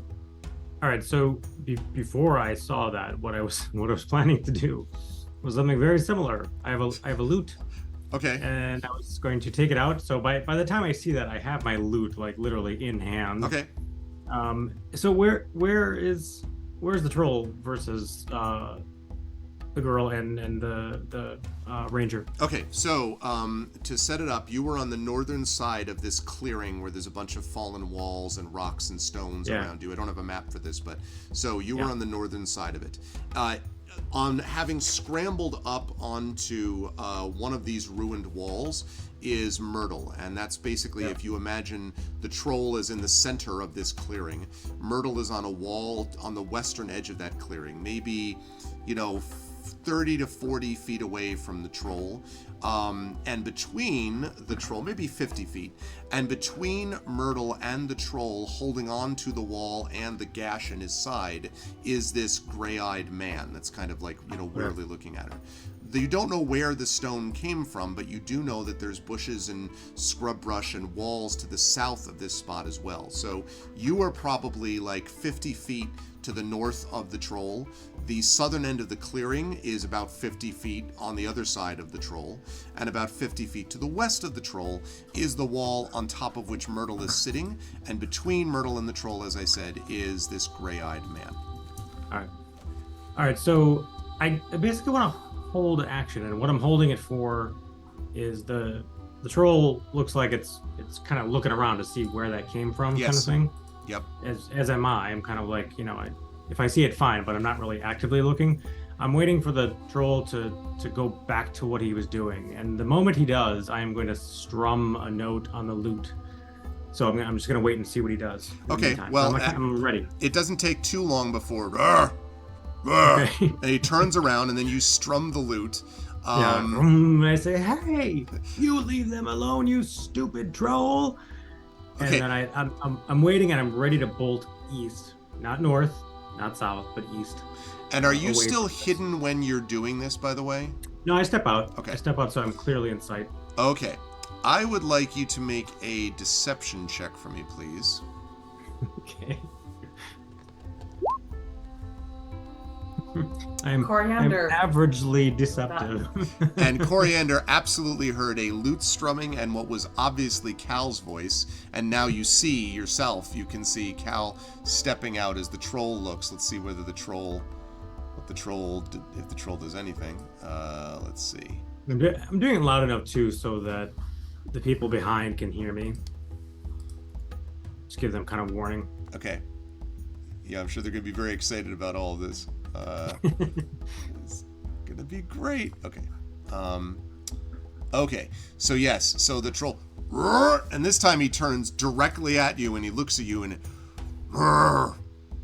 and he like Throws a wall at me. bellows, like even from your distance, like you can feel his fetid hot breath kind of like floating towards you, like, hair going back type of thing. Yeah. And the gray-eyed man says, "You can't handle him on your own. You've got to run." He's like, barely hanging onto the wall. Yeah. All right. I wait to see what the troll does, but he Troll starts one step. takes a step in your direction. Now I want to see what Coriander does, and then I want to come to Granny and to Titch to see if there's anything they're gonna do. Okay. So, Is there something Coriander can climb to be quite high up? Like, is there a tall tree? Is there a tall wall? I would say not quite high up, but yes, you could get above the ground because there's lots of fallen bricks and wall here. It's going to be a little harder to climb than normal, Coriander, because of it's unstable. But yes, you could climb up on some stuff. Yes. Okay. I mean, basically, what she wants to do is like get up onto some high ground where she would be out of reach of the troll and pelt him with rocks. But she will like also if like there isn't terrain sufficient to that. What just happened? What? Sorry. Okay. What? Anyway. What happened? What? No, some distraction is occurring in Discord. But anyway. Another #1 bestseller list hit by. Yeah. No. Yeah. Anyway. What was I saying? High ground. I'm completely distracted. It was successfully I got you. lost my train of thought. I got you. All right. Yeah, no, yeah, if that's not an option, then I wanted to see whether Coriander has, I'm pretty sure she has, like, what's it called, sneak attack, and she would do that with rocks and stuff, and just kind of keep hiding and doing it from hiding, to either, like, slow down the troll as it's chasing Cal, or to confuse it, and hurt it and just kind of make it go in other directions. I got you. Okay. Yes. So, I would say. In the meantime, she is like gathering up rocks and putting them in a little pouch. Okay. All right, so you can do that. You can actually gather them up, and then I will need you to make, for this I can take an acrobatics check to have you get up this wall here. There's a few of them, but to high enough that you might be able to, toss rocks down at it in its general direction. Doke. Go acrobatics. In the meantime, the troll has taken one large, disturbingly long stride towards you, Cal. Like okay. what did I'd say 25.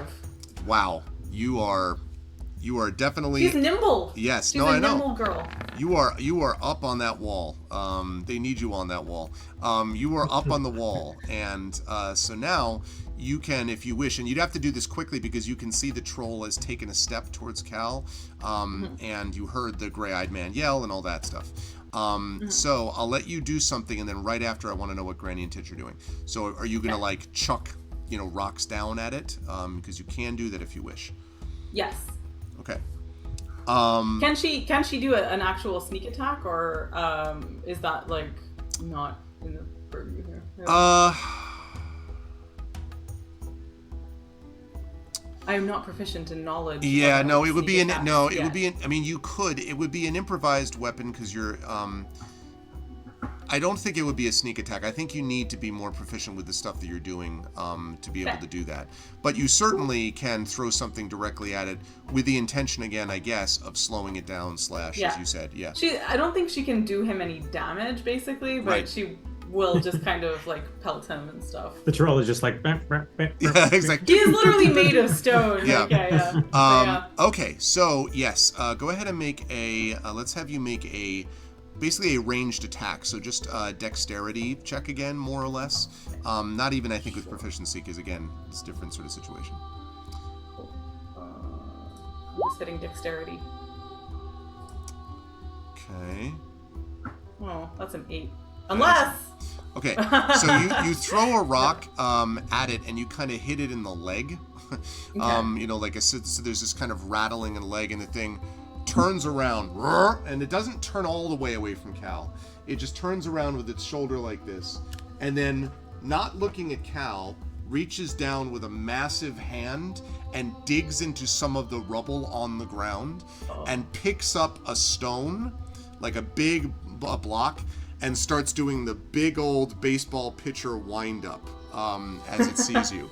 As it's doing that, Granny and Titch, you've arrived on the scene to see this very difficult situation that I've just described. What do the two of you want to do? You see Cal standing in front with a lute, and you see Coriander up on a wall, and you see the guy drawing back, and then I mentioned the gray-eyed man and Myrtle, of course.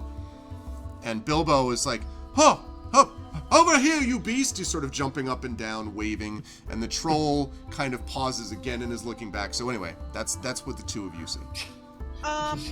Granny would like to try and get a really good sense of the environment here, of any kind of parts of the environment that could be used as an advantage. For example, how Coriander is using the ruin walls, right? Stuff like that. Is there lots of places behind which you could get cover, lots of places behind which you could sit, also a lot of things that could be used to throw at you, as the troll has just been demonstrated. So there's a lot of fallen stone and scrub brush, but also bricks and things like that scattered around this clearing. Where exactly is Myrtle?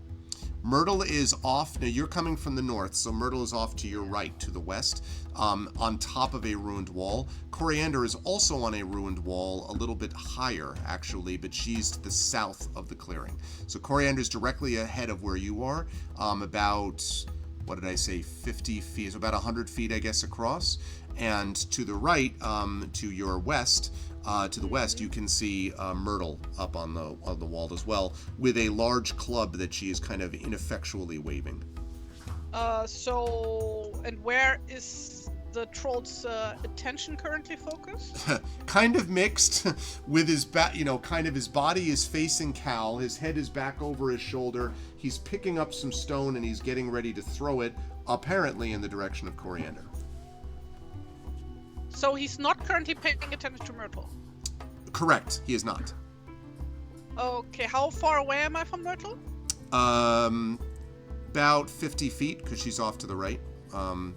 So yeah. Okay, in that case, I would like to get halfway there with all my movement and hide there. Okay. If I can, like in some shrub or something. You can do that. Yes, we're not quite in combat. Well, like I'm trying to get sneakily over there. Right. Let's make a stealth check. Once I hear from Titch, depending on how you folks address it, if you're gonna like fight this thing straight up, we'll go into combat. Right now, we're still that's in a the natural one. We're in the pre-setup mode. Okay, so that actually. Yeah, Granny gets like another like jolt of pain in her back and yelps out in pain. Actually. So the creature, the troll, sort of like, which was about to, then kind of looks back, and there's this terrifying moment where it's got this like full handful of stone. And it's just staring right at you, Granny, as you stare back at it. And Cal with the loot just sort of like frozen in one place. And the troll, kind of growling, takes its other hand, so it turns away from Coriander again, and holds up this large brick that it was planning to throw. Looks like it's going to perhaps attack you with it, if you had to guess. Granny has a look on her face that just says, "Oh fuck," and that's her turn. Titch, what are you gonna do?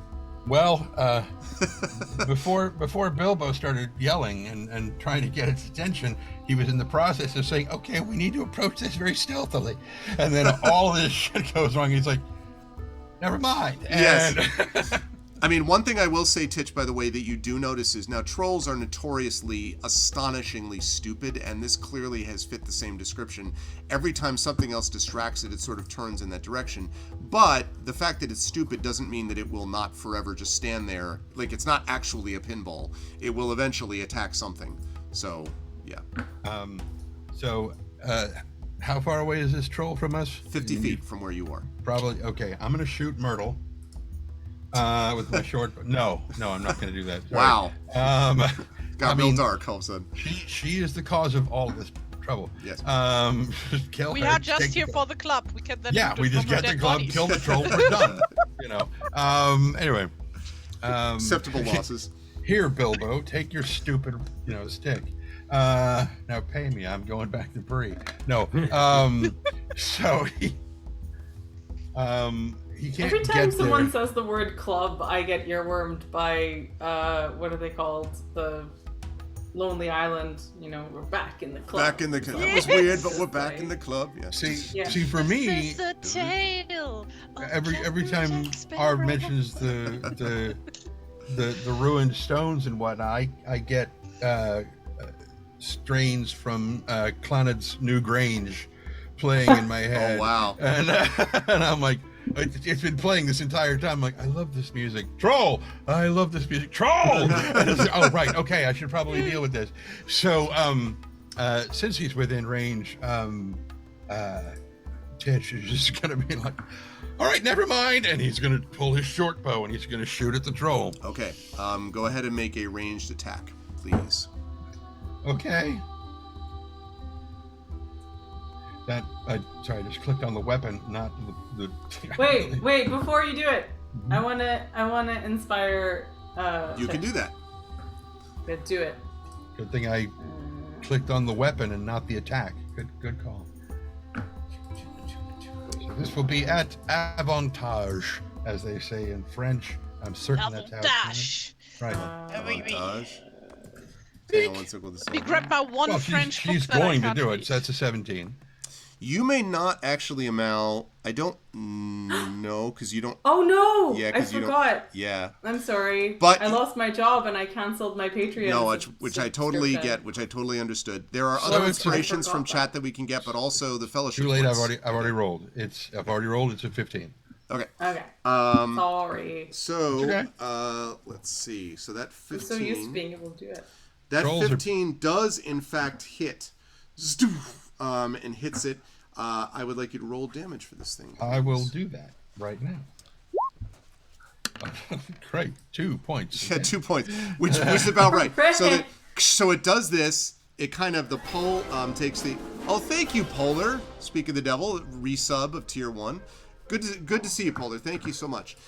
So it kind of hits in the shoulder and like rests the ground, and there's dead silence for a moment, and then it looks back at the arrow in its shoulder, and it kind of pink, like snaps it off right out of its body, and looks at you, and then breaks what's left of Which Titch has tucked the bow back behind his back and just points at Bilbo. And Bilbo's meanwhile is like, "Oh, good hit! That you've got the right idea over here." And now what I would like is for all of us to make an initiative roll, please. Let's get some music going on here. Do we also get disadvantage on that one, or is it? Yes, it is an ability check, so yes, you would. And we don't have our tokens on the thing. Oh, right, that's right. Suddenly music. Because we have the party. What? How did I get? Why are we getting decimals? I don't know. That's new. I rolled an 18.2. Okay, so Are we playing Blazeball? No. This is for when two people roll the same thing, so that it decided which one of those goes first. I'm pretty sure. Okay, so I need to roll twice actually. That is not my name. Okay, so I get 17. This is so weird. I have never seen this. May be a new thing from Roll20 that I hadn't seen before. I'm not familiar with this either. It also says that you wanted to send the result of this roll to the turn tracker, but no valid token was selected. I will happily select my token, but I also need to just screenshot this for the benefit of my Blazeball friends who are all with me mourning the loss of Blazeball, where things like this would happen sometimes. Is it actually lost forever? Lost? Yeah. Oh no. It's not coming back, and they have to lay everybody off, and it's extremely sad and very upsetting. Oh no. And yeah, but seeing decimals always will make me think of it. So. Okay, what are these names? What? Well, what? The one that's for me, that was the name that was on my token. It was not the one that's on my character sheet. It was on my token. So if you click on your token and click the gear thing, is it a gear? Yeah, gear. Oh. Weirdly though. Oh, sorry. I just removed that by accident. I'm so sorry. Who is that I just removed? It wasn't me. I think I removed Granny. I think is what I did. Yeah, the names that I see are Coriander Took, Granny, Lavender, Hope Singer, and Titch. Well, it's because I changed my name on my token, so it probably updated. Okay, all right. So, but are you saying that you, Tren, are the one who rolled a 10? Oh my God, what is happening? Okay, you rolled it. Yeah, right. So that's 20. It should be 21, right? No, it should be 17. Oh, 17. Okay, got it. What did I roll? What is this 17.16? All right, I just adjusted this. I'll look into this later, because this is obviously a Roll20 I'm pretty sure thing. it's an option on the character sheet. So, sorry, I've forgotten. How do I don't see my token. It's probably down at the bottom of the map if you. No, you have to drag your token onto the map.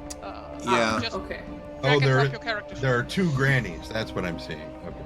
Because I was, as was made clear, we need to make sure it was the party moving as a group, because otherwise Tari's awesome party-based rune token would not be used. Right. Oh, so, interesting. Yeah, my name says Agrafra Thakarka. Yeah. Weird. That's not so right. If Very you weird. change that, yeah. So yeah, down at the bottom of the map, I show. Yeah, I guess you just moved your token there, Granny, and I see Caloran right next to you, and then of course Titch is still over by. Yeah, where are we supposed to be? So Granny is. You can see the party. Could be a little bit down. Too loud? Like Okay. a tiny Sure. smidge. I can't hear it very well with this setup, so. What? Oh yeah, Better? much better. Okay. Cool. All right. You should all be up by the North Farthing. By the words North Farthing is where we should be. Ah. All right. So okay. Granny with a 17. Alphibio Ogre Crow, otherwise known as Titch, is a 10. Okay. And then we're still. I'm waiting, I guess, on. How do we get our thing into the turn order again? Just click on your token, re-roll Yeah. your initiative, and then just change the number in the... Oh, so I don't get to keep my 18.2. As long as you can successfully roll a deception thing against R, yeah, fine. Let's see. God, it does say 5.2 as a thing that is added to initiative on my sheet. Very So I odd. don't- Yeah, we're not doing initiatives that way. What is but your that's- actual initiative value? What, sorry? What is What, our actual what does your value? initiative say on your character sheet? Yeah, it says 5.2. It does. Yeah. I don't know why that is. But anyway, so I have selected my token, and I'm gonna now roll initiative, I guess. Yep. 7.2. Now you 7.2. click on 7.2 in the turn order, and you can enter the number manual. But I want my 18.2. Well, then enter 18.2. And But I want a 58, actually. No, but I rolled it! That was my initiative roll! Look, I took a screenshot to... Yeah, I to- see to- it. Put I it see in it. there. So what? If there. your Type it initiative in. was 18, that's fine. Whatever your initiative was. Oh, okay. It's That's because fine. you had me roll again, and I was confused. no, No, rolling just to get you again- in the tune. Right. Just to get you in the turn order. Oh, is I all. see. Okay, right. Well, I will round it down to 18 instead of 18.2, Round which it I think is a down. more charming number. 18. Okay. It was 18.2, so 18. Yeah, yeah. Okay, so 18.2, is that Celsius or Fahrenheit? Never mind. Always Celsius. Okay, good. Okay. Right. And so I like the idea that the lowest one here is Cal, who clearly is trying to figure out how to handle his loot, while also, Well, it's out of tune. yeah, that's the biggest issue. Okay. Like, takes so long to get out of its carrying bag. Mm-hmm. Out of the carrying case. Exactly. Okay. So Accidentally got the wrong flight case, the one with the machine gun in it. exactly. So we had to. It's like when he asks the question, it's like in Desperado, like, what's in the case? A guitar. Okay, let's start with Coriander. You were up first. You are first to react. So the troll has just been hit by an arrow, and you can now see your companions are on the other side. You can see all of them, and they can see you, and they all look a little bit freaked out at this point, to a certain degree. Yeah, so, I think that, so Coriander was, at first, when she was, like, throwing a rock, she was really, oh, it started raining, that's nice. She was really scared, because she thought she was all by herself. But now, it turns out that her family is here, and she is so happy about that, and she is, like, it's filling her up with vim and vigor and stuff, and the sight of, like, Titch, her friend Titch, who she feels so strongly about, has just shot an arrow, and it's so exciting, and That she's was like, Bilbo. wait, was it? No, he's No. trying to blame Bilbo for his arrow throw. His arrow Yeah, throw. yeah. You So fell anyway- for it again, Emma. I did fall for it. I'm a very easily distractible person. Okay, so anyway, I was like, I could have missed that. So anyway, she is like, she's feeling a lot more okay about this, and so okay, before I say the thing that I want her to actually do, I'm just looking at the sheet again, abortive though it is, and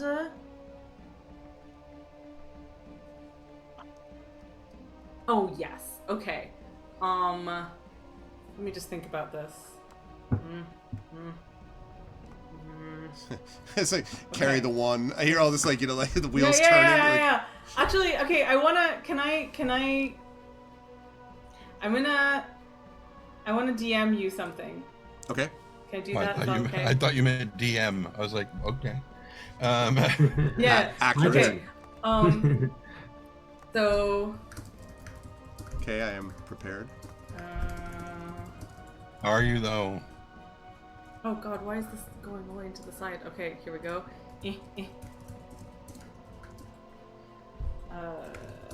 Those are the grunts that Granny's making right now. Right. Well, there's also There's the sound of Okay. what I think is the boat on the dock behind the house where I am banging against the docks as you're doing that grunt bang grunt. I'm like, what the hell is going on? Are you on a boat? No, I'm on Okay. I'm on a lake and there's a boat. okay. He's grunting on the dock of the bay, is what I'm it on a is. boat. Grunting on the dock of the bay. And demonetized. So I have DM'd you, Greg. Okay, let me see. I'm looking at.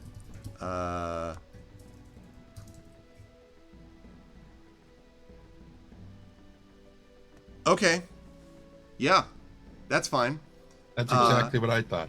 That's fine. Let me have you make. If you're gonna do this fast, let me have you make an acrobatics check to get off the wall quick.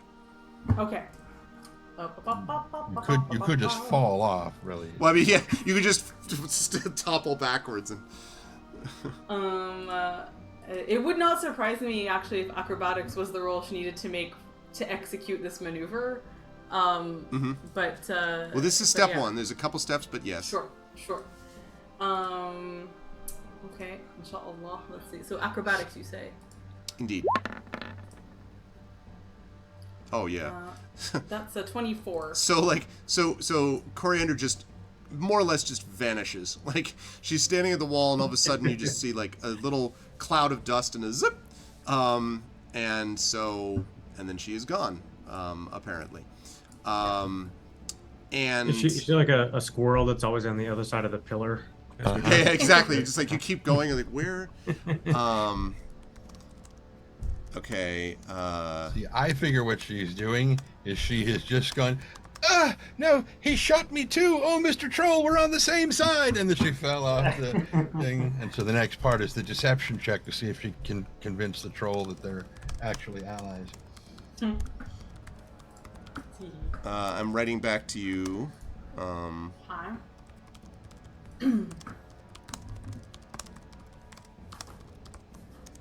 For those of you listening at home, this interchange that none of the rest of us can see is brought to you by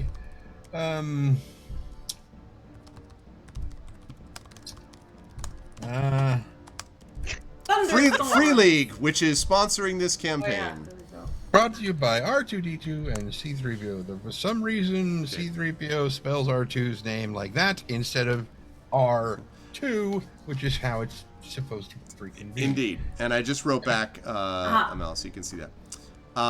Okay. So I'm not going to ask about movement because we know what you're doing. Okay. Well, basically what you said. we don't know. Well, I you know. Well, you should have been in the group chat, all right? The I private chat. was, and Okay. I clearly was convincing the troll that they're allies. Granny is up next. What would you like to do, Granny? This thing is quite dangerous and quite furious. Is it still paying attention to me? At the moment, it is paying attention to the combination Bilbo. of either Bilbo or Titch, depending on who it believes, that fired at it. Okay, but I am now about 25 feet away from Myrtle, right? Yes, I would say so. And also about 20 feet from the troll. Cool. I guess I'm gonna try to get Myrtle's attention and to wave her over for my action. Off the rock. Yeah, she's on top of the wall. So you want her to... I see. On top of the wall. Okay, Just no, get her in to that case, trust I fall. want to get on the other side of the wall, like so that the wall is in between me and the troll. Okay. I think you can probably do that. Are you going to try to do so without the troll noticing you? It might not anyway. Yes. Okay, so make a stealth check. It's not a hard one, though. The troll is very occupied. Yeah, but I still get disadvantage. That's true. It's occupied, and the wall is smarter than the troll. So That's probably true, yes. Character sheet to be slow. No. Yeah, so is everyone having the slowness with the dice? I'm rolling not, today? but my character sheet is the standard one. It doesn't have all this custom stuff that you guys have. No, it's not the rolling that's slow, just like the character sheet opening by itself. For which me, I have the in other rolling campaigns is as well. slow. And again, Roll20 still. has been doing a lot of back-end work. I think that may be part of it. Ooh, So, very okay. nice. I'll take Wow, the 20. yeah. Yo, no problem. Yes, you're able to sneak off between, so you're now behind the wall. And you could do something having made it behind the wall. If you wish. Basically I'm trying to get Myrtle's attention. Hey, psst, Myrtle! Let me make a perception check for her and see if she notices. Just throw a rock at her head. Critical hit. She's Destroyed. dead. The troll Okay. can't get And, her. and she falls back, and Granny It is. catches her. It is and like throws her Granny's back at signature him. move. You know. Right, exactly. Yeah. True. Just pretend she's an owl. There, Yeah. okay, no problem. Right. So she, so Myrtle kind of like does want to. Oh, what? What are you doing? What are you doing What? down there? What do you mean, what? We are getting you out of here. Like, what I'm gonna do is, he's gonna get me. And also, what about him? And she kind of points at the gray-eyed man in the cloak. Nobody cares about We'll it. take care of that too. Get down there. And she says, but I can't really balance very well with, and she kind of lifts the club up, and she kind of lifts the club up above to sort of show, and then, and sort of like falls, sort of half falls and grabs onto the rock. So the good news is that she's heading in the direction of you, slowly, Granny, but she kind of has part of the wall. So the wall you can see, Granny, is starting to tilt in your direction. We'll talk about what happens next turn when you think about what happens in 6 seconds from now. That is going to lead us to the troll. So the troll, which has a lot of a target-rich environment. Let's see. Yeah, I think it's going to attempt to. It takes some steps over. It's going to attempt to slam either Bilbo or you, Titch.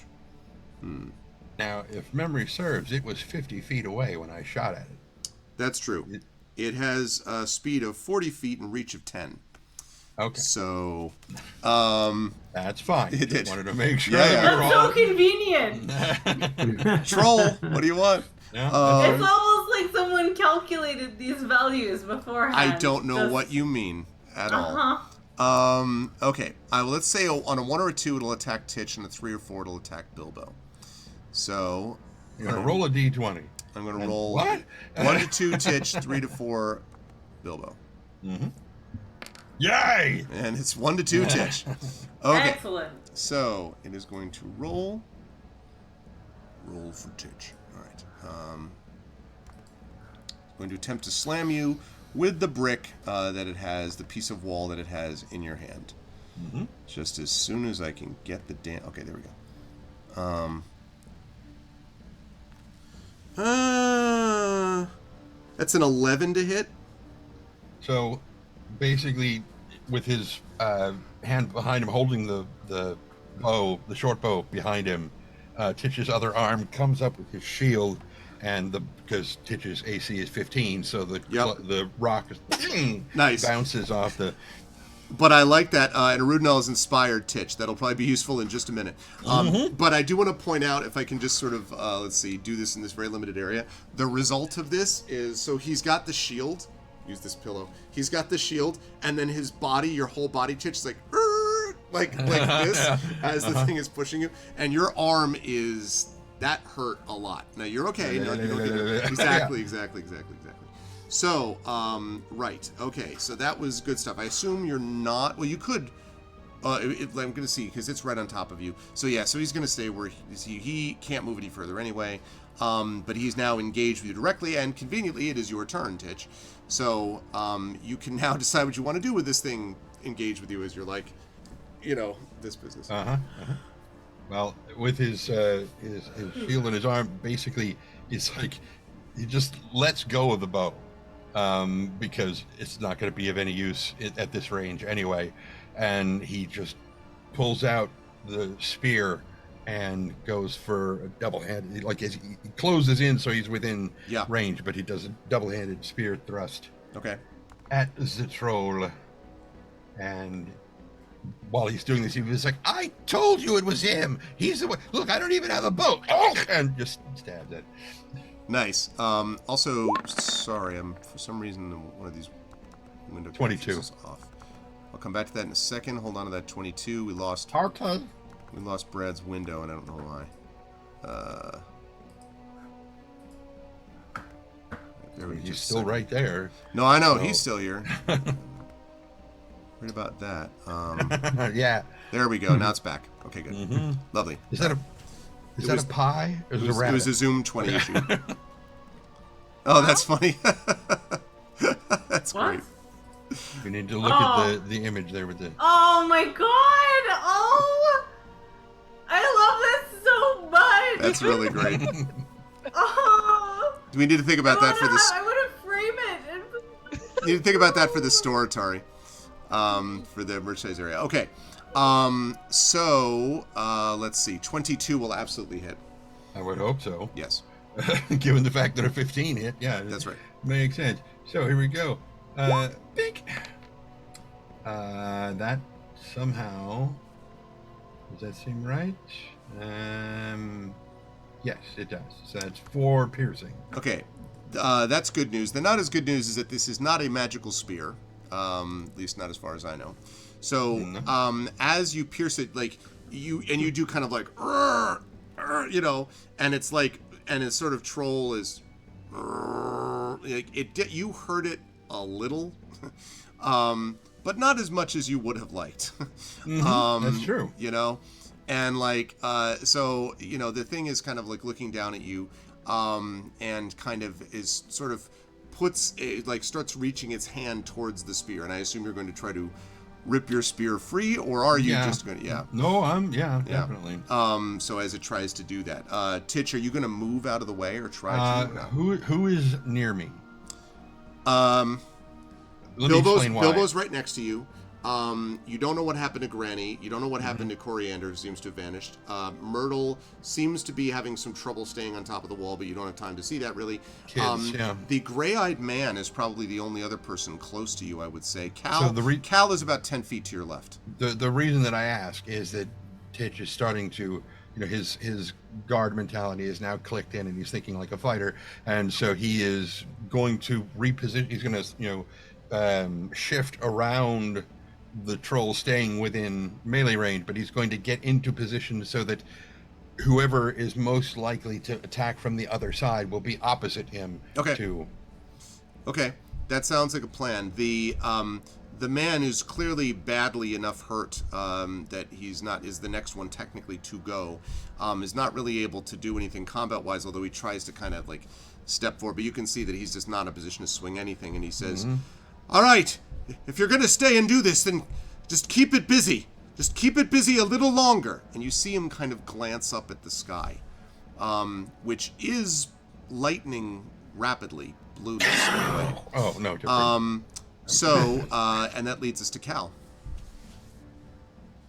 Okay. I would like to A lot going on. switch to my bow and shoot if I can. Okay, you can do that for sure. It's focused right now on Titch/Bilbo. We're actually the same person. Would have gotten away with it if it wasn't for you damn kids. Bows? I'm sorry? Is that a simple weapon bow? I'm looking for my skill. Yes, simple weapon. Okay. Here we go. Blink. All right, that is a 10. That unfortunately is not going to hit, and your shot goes wide.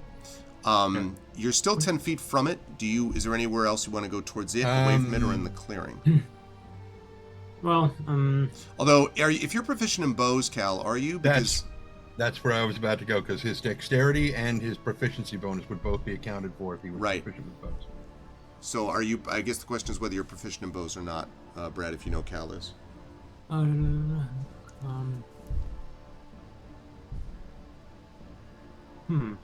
What class is he? I'm a messenger. Messenger, yeah. A massager. Well, Wait, no. I that's put not down specifically simple weapons and short swords and swords.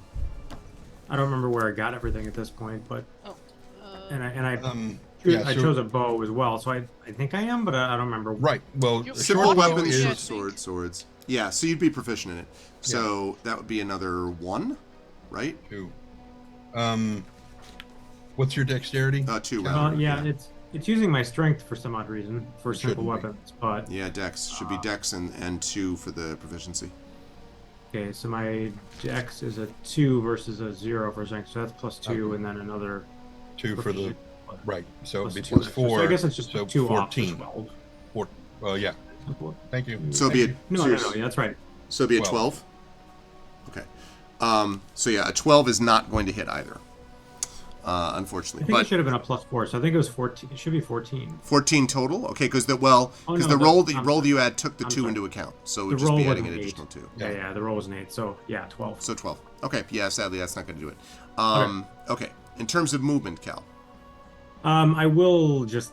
I mean, I'm a little close to be using a bow and stuff, so I will back away, but I'll kind of yell at the same time to the troll, like, you get out of here, stupid troll, get out of here, and it just back away, pulling out another arrow kind of thing. The troll pays zero attention to this, having a focal point at something else. And Do I have to strum my lute again at you? exactly, I'll strum a note if I have to. Bilbo is the last one to go, and Bilbo says, "Yes, you're all doing splendidly, splendidly," and also looks up at the sky. He's like, "Just keep it distracted a little longer." Ha! Maybe and you should dives, shoot it with your bow again. and Bilbo, rather than doing that, dives through the legs of the troll. Now the troll kind of slow as as he moves through, but he gets through to the other side, very nimble.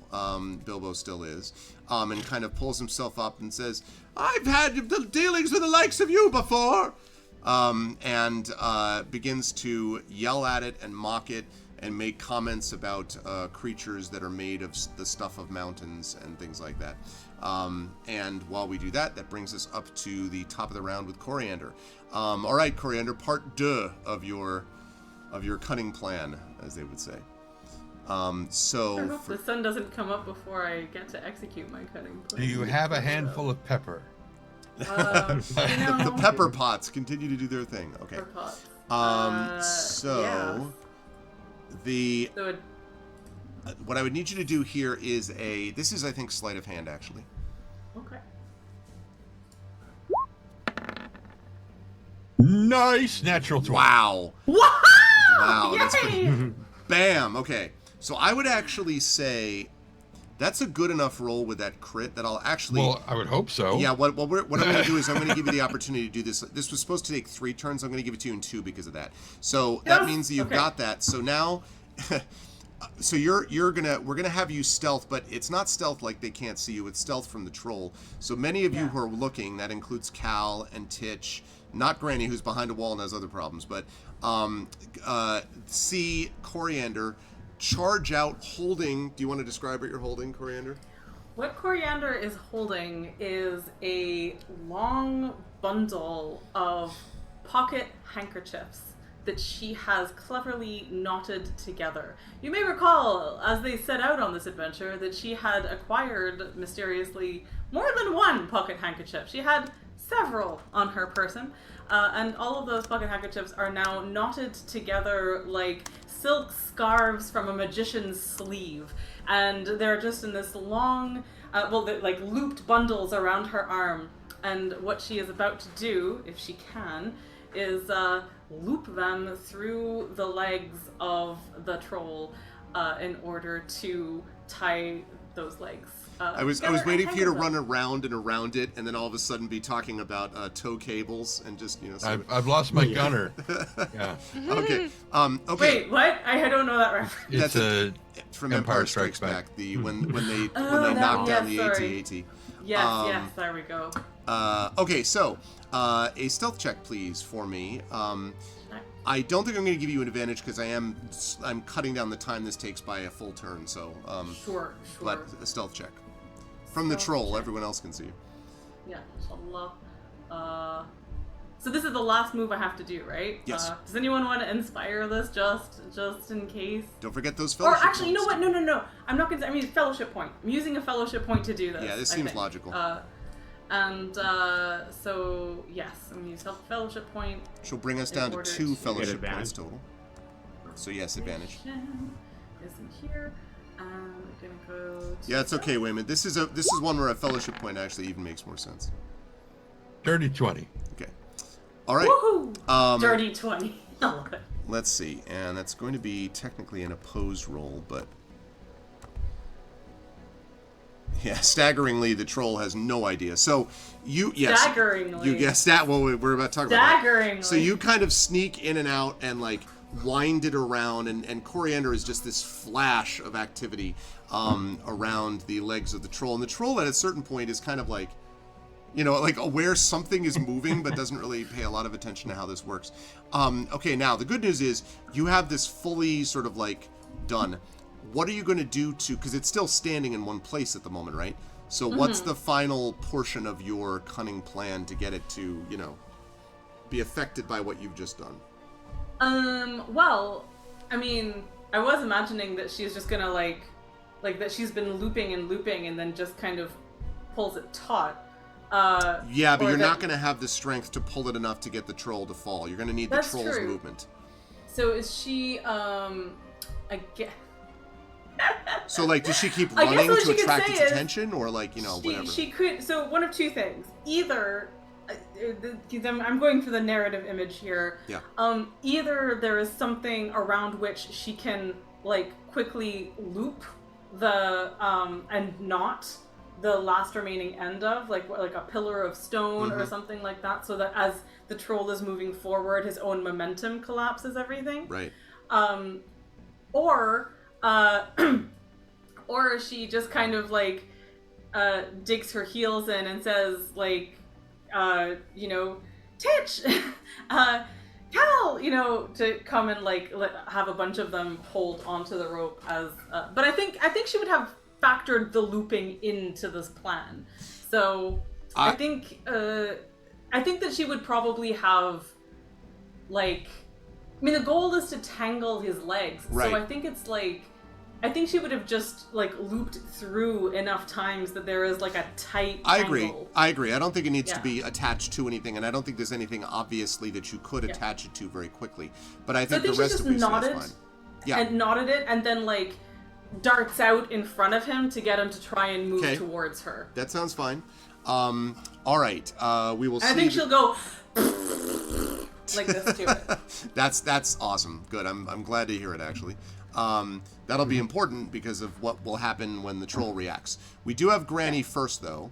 And Granny, on your turn, you have a wall that is collapsing in your direction. So I'm going to need you to make a dexterity saving throw to get out of the way of this collapsing wall and the person on top of it. Oh boy.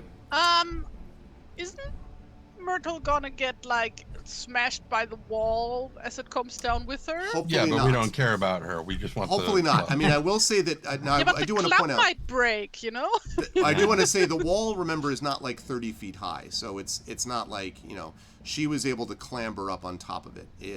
So hopefully she'll be able to throw herself clear. So speaking of little girls climbing on walls and then the walls collapsing, when I was 7 years old. Oh no! Is this like a story where you had a wall collapse? I was not told this in Lines and Veils. Okay, you didn't tell me that to watch out for walls collapsing. So like when I was 7, we had just moved into a new house, and my stepsister and I, who's 1 year younger than me, we went climbing around from the balcony onto the garden wall, and it turned out that like one section of the garden wall wasn't mortar down. Is that the word? Right. Mm-hmm. Yeah, it was just loose bricks, basically. These large concrete bricks. So yeah, when I climbed onto those, they slipped away, and I like landed in the driveway, which was of course asphalt, and hit by 2 of the bricks. Oh no! I was fine. Oh no! You survived to tell the tale. So yeah, because like little children are in fact made of rubber. That's right. This is a true fact. Yeah. So yeah, I had like ginormous bruises, which like come no. like one all over my leg, one all over my arm. Oh my god. But not a broken bone or anything. It was fine. Let's hope that besides me Granny comes crying. through this in a similarly good way. With Well, this one. she's not 7 years old, and in fact Her not made bones of are rubber. chalk. Yeah, That's true. Now for this one, are we getting? Do you wish to request an inspiration to compensate for your disadvantage, or Wait, what am I rolling by the way? dexterity saving throw? Actually, no, I'm sorry. It's only ability checks that this affects. So Yeah, the I wasn't disadvantage is about to okay. ask. No, you're fine. But you could still get advantage on that saving throw, though, if you wanted to request that. Nah, if Granny dies, she dies. This is fine. Ah! No! Oh my god! Yes, Everybody dies eventually. Prince Coriander. Justin is inspired, Tari. Well, she's going to take the 17. Take the 17. Thank you, Prince Justin, for that. She will take the 17. So yes, you do manage to, at great cost to your back, where you're like, as you're moving backwards, just in time, and to get out of the way as the wall kind of collapses and Just in half time. rumble slowly. Yes. Oh, Nice, just in nice, time, just in time. Well done. just in time. And Myrtle manages to, more or less, the rubber situation, as we said, kind of hits the ground a little bit, but sort of, gets up almost immediately with this terrified look, still dragging this club behind her, which is obviously still too big. And she says, and now, of course, the wall is down. So over the wall, you just see the angry face of the troll staring in your direction. And she says, what are we supposed to do? What do we do? Run. You run into that direction. And she turns and, all right, and she starts to run with the club as she's like dragging it behind her. What are you doing, Granny, now that you've said and done all this? Because that was kind of a... Is the troll paying attention to me now? Yeah, it's paying attention to that general direction, yes. Yeah, I guess I will run sideways, or try to run sideways as much as my aching back allows for it. Like, Okay. basically, like in a 90-degree angle to Myrtle, so that I don't run to the same direction as either the troll or Myrtle. Okay. Does that make sense? So, you do that, and that's good because the troll is up next. And the troll, which has got Bilbo... Oh, I dashed, by the way. Okay. Which has got Bilbo, Coriander, and now a crumbled wall and Granny running away from it along with this, is just like beside itself. And kind of, if the troll could split itself and move in a bunch of different directions at once, it probably would. But instead it decides to go after the really, like the one jumping up and down loudest, which is Coriander. And so it, and the handkerchiefs catch tight. And there's again from the Fellowship movie, right, as it's like standing up this one, and then lands on its face. There's this booming sound, barely misses you, Coriander, in the process. And the man says, now, on top of it, and is kind of like waving at something. And Bilbo says, well, you heard him, but come on now, and like runs over and grabs a rock almost as big as Bilbo, one of the wall stones, and brings it over to put it on top of the troll. Okay. Coriander is very small and not very strong, but she is going to jump on top of the troll's back, in figuring that she is the heaviest thing that she can put on top of the troll, and she's gonna just jump up and down on the troll's neck, going like, "Take it! Stop it!" Okay. Cal, what are you doing? Granny, I assume, is still running. And Titch, what are you doing? So Cal and Titch. Yeah, I'll pick up the cue and also pick up the biggest rock I can manage, and bring it over and Lay it on top. do both. Like set Okay. the rock on the troll and sort of lean on it, kind of Okay. thing. I assume what they're trying to do is keep the thing down. So Titch, what about you? Same. Okay. You put this on this as the troll is like, and then like sort of with this big lunge is pulling its body up, and Coriander, you kind of have to roll off it basically as it pulls it. But as it does so, hey Genly, good to see you. It looks up, and there's a moment where it looks up at the sky and it gets this horrified, terrified expression on its face, and then it basically pulls itself off like hobbits and men of Bree and rocks going in all directions, and begins to lumber off. But as it lumbers, a ray of sun shoots through the clouds, just on the horizon, so just over the horizon. And almost, I don't want to make it like it's a laser beam, but you can see the light sort of illuminating its silhouette. And you see it's like this, and then just stops. And there is this sound, and it is frozen in place. The man walks over slowly, sort of, and painfully, and sort of takes the hilt of his sword, and that is how you take care of a stone troll, friends, by making it stone. And Bilbo says, "I've seen it before!" Like he's just sort of like... Coriander is literally like hopping up and down. Like she's not even paid attention to the man who is injured. She's like, Uncle Bilbo, it's like in your stories. It's like in your stories. Remember you told us the stories and we did it. We did the same thing as the stories that you told us. And yeah, Bilbo is like, he's doing the exact same thing. He's like, I know, it isn't exactly what, like you're both like just sort of like in the same kind of thing talking to each other. Wait a minute, was it a stone troll beforehand or is it a stone troll now? And does it look like a fresh troll before? It was always, and the man turns and said, it was always a stone troll, but it's gone back to the stuff of the mountains from which it was made. I knew that if we could keep it delayed long enough, it might actually make a mistake like this, but I would not have done it on my own. First of all, how is young Myrtle? And Myrtle at this point, Granny, is sort of stopped hearing some of the sound of like, people sort of cheering and a lot of laughter, which doesn't sound quite compatible with "we're in trouble," and turns back around and sees, what's happening. And in the meantime, of course, as she's walking back, is not aware of a rapidly rushing object known as a hobbit father, who grabs her and gives her this big hug. There's a lot of sobbing, there's a lot of crying, there's a lot of laughing and happy tears and so on. And while this is going on, the man sort of, his hood was half back anyway, and he puts it the rest of the way back. He has this long gray-brown hair and bright steely eyes, and he smiles through the pain of this wound that he suffered at the claws of the troll. And he says, "It's not often that I find myself needing protection. Less often that it should come in the form of you, wondrous folk. It would seem I still have much to learn from hobbits and from men." And he kind of nods at all of you.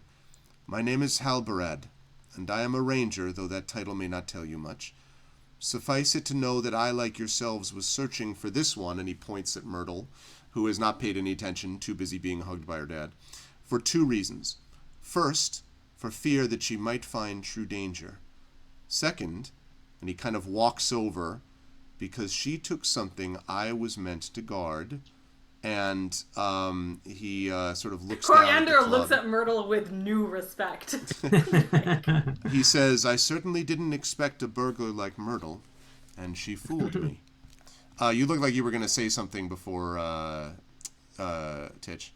Yeah, well, I mean, for one, he was going to say, no, the more important question is, and look directly at Coriander and be like, "Where is your mother?" But no, he's not going to do that. When the guy is like heading over to saying something I was supposed to guard, Titch at that point is going to change his tack and not start yelling at Coriander for not being grounded like she's supposed to be right now, but instead grounded. Right. If he's just like if Halbarad, whatever the hell his name is, starts heading for this thing, Titch is going to make and Halbarad kind of looks back and he says, "Ah." He says, "This item, you mean?" and points to the club that he's, like, gesturing at. And he glances down at Bilbo, is like, get it before he takes it, because I'm not going to fight anybody else.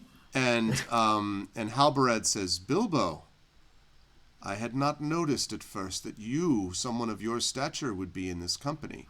And Bilbo says, "Well, Halbarad, you understand, I can't always just stay in my home, I'm not ready to be wheeled out to pasture just yet." And Halbarad smiles, but it's not a smile. Wheeled out to pasture is innately not being in your home. What are you talking about? Halbarad gives a smile, but it's not a smile of mockery. And he says, "What Myrtle took from Kingsworthy, Bilbo, is indeed a rare relic. It's a token of an ancient past best forgotten. It was hidden in plain sight and has remained safe for a long time until earlier today. But now," he says with a smile, looking at Bilbo and all of the rest of you, I think I may have found someone worthy of its safekeeping. If you have it, and if you promise that it be delivered to a place even safer eventually, I've heard tell there may be a certain Matham house missing certain artifacts, and Bilbo kind of looks uncomfortable and kind of, it may be in better hands than mine, and he chuckles softly.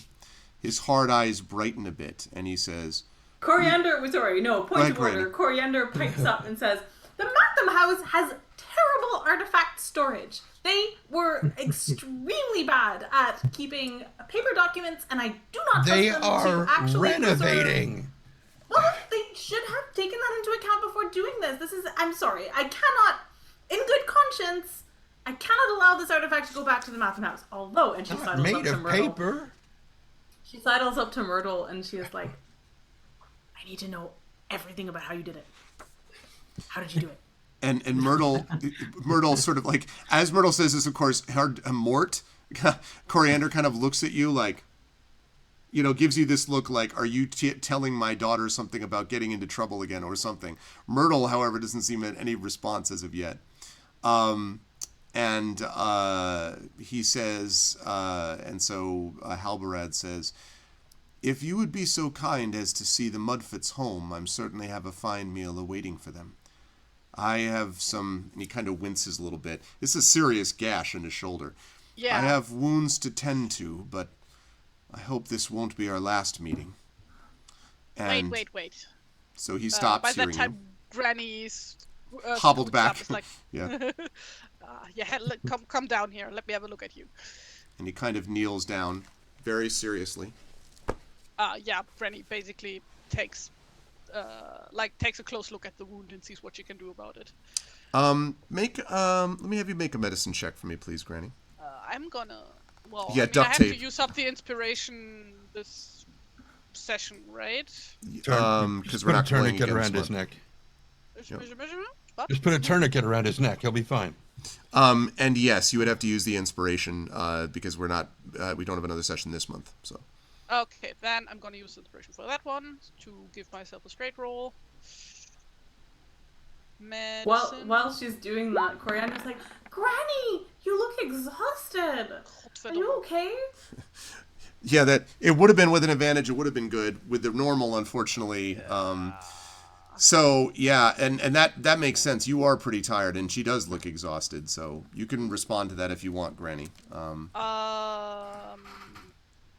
Don't distract me, child. Now. I'm sorry. In that case, I'm gonna use one use of my healer's kit. Okay. Via Leechcraft. You are skilled according to ancient traditions in the healing of wounds and sickness. As an action, you can spend a craft slot to tend to a creature within 5 feet of blah blah blah. Make a DC 10 intelligence medicine check. Okay. Please roll a 1 and accidentally put one of the leeches on his eye. So yeah, go ahead and do that, Tari. He doesn't mean roll a 1, by the way. Oh no, I don't want you to actually roll one. Oh God! I'm so sorry. Can I? No.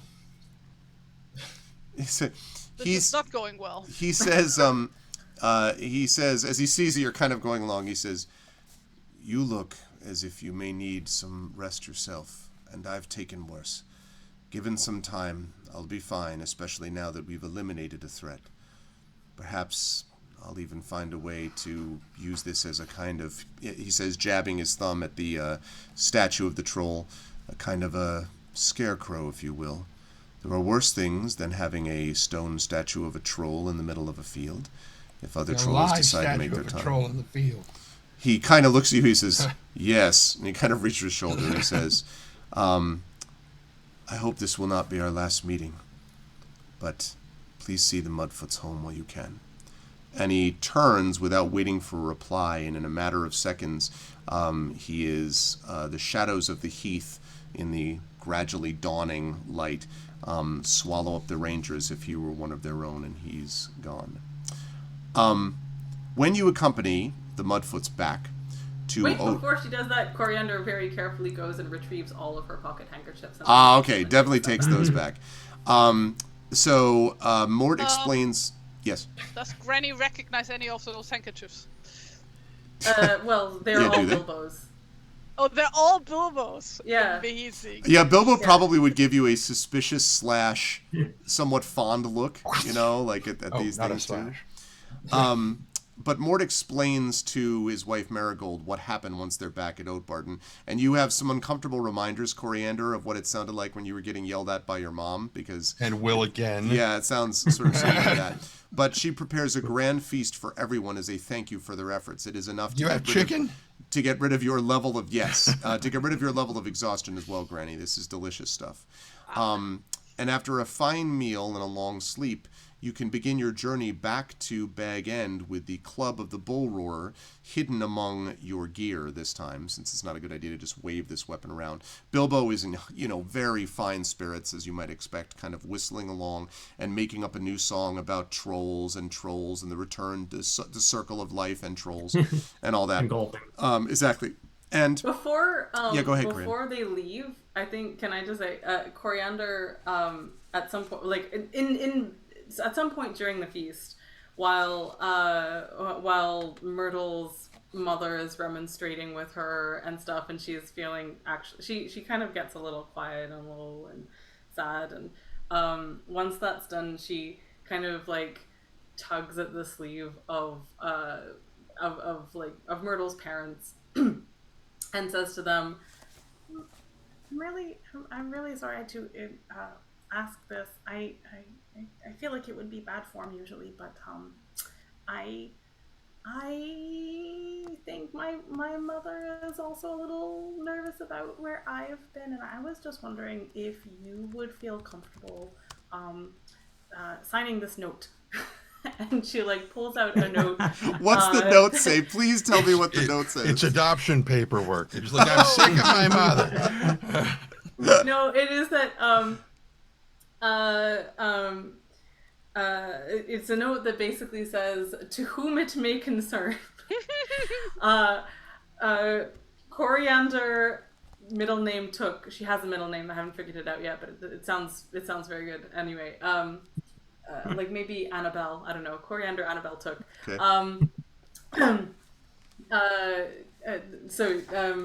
This is to certify that Coriander Annabelle Took had a very good reason for falling behind. That reason being taking part in the rescue of our daughter, Myrtle Mudfit. If she has a middle name, it's totally on there as well. Okay. This is a legit document. Okay.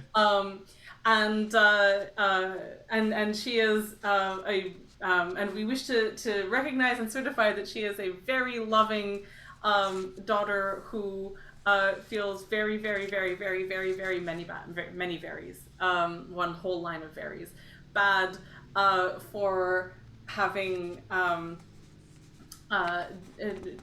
disobeyed the spirit, if not the letter, of what was expected of her, but it was for a very good reason, and she would do it again if she had to. I love that it's just prepared, right? There's room for their signature. It is. I will say also, it is in a very tidy hand. She's brought out her very best copperplate handwriting. Okay, yeah.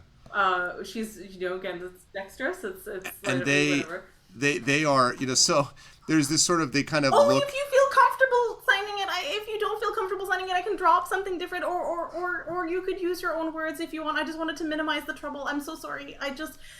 I would like an insight check from you, please, Coriander. An insight check. Oh yes. God. Okay. Oh dear. Oh gosh. I don't think this is going to go very well. She's not a very insightful person. Roll high. Natural 20. Ah. Well, Unbelievable. It actually works perfectly. So Mort and Marigold look at each other, and there is a moment where you know that only two parents who dearly love their child and have had similar situations before could know what this means, like as you explain the whole business. And wordlessly, Mort takes the paper, scribbles his name, hands it to his wife. She writes her name. They hand it back to you, smile, and turn away. Yes! And Corander's eyes are like saucers, and they well up with tears of gratitude, and she whispers, "Thank you," and then she like vanishes. when you arrive back in the Shire, as you are coming up Bagshot Row, you see someone, actually a sort of unusual figure. You see a dwarf in a red hood who is peeking into the window of Bag End. And I will in fact You've got a creeper.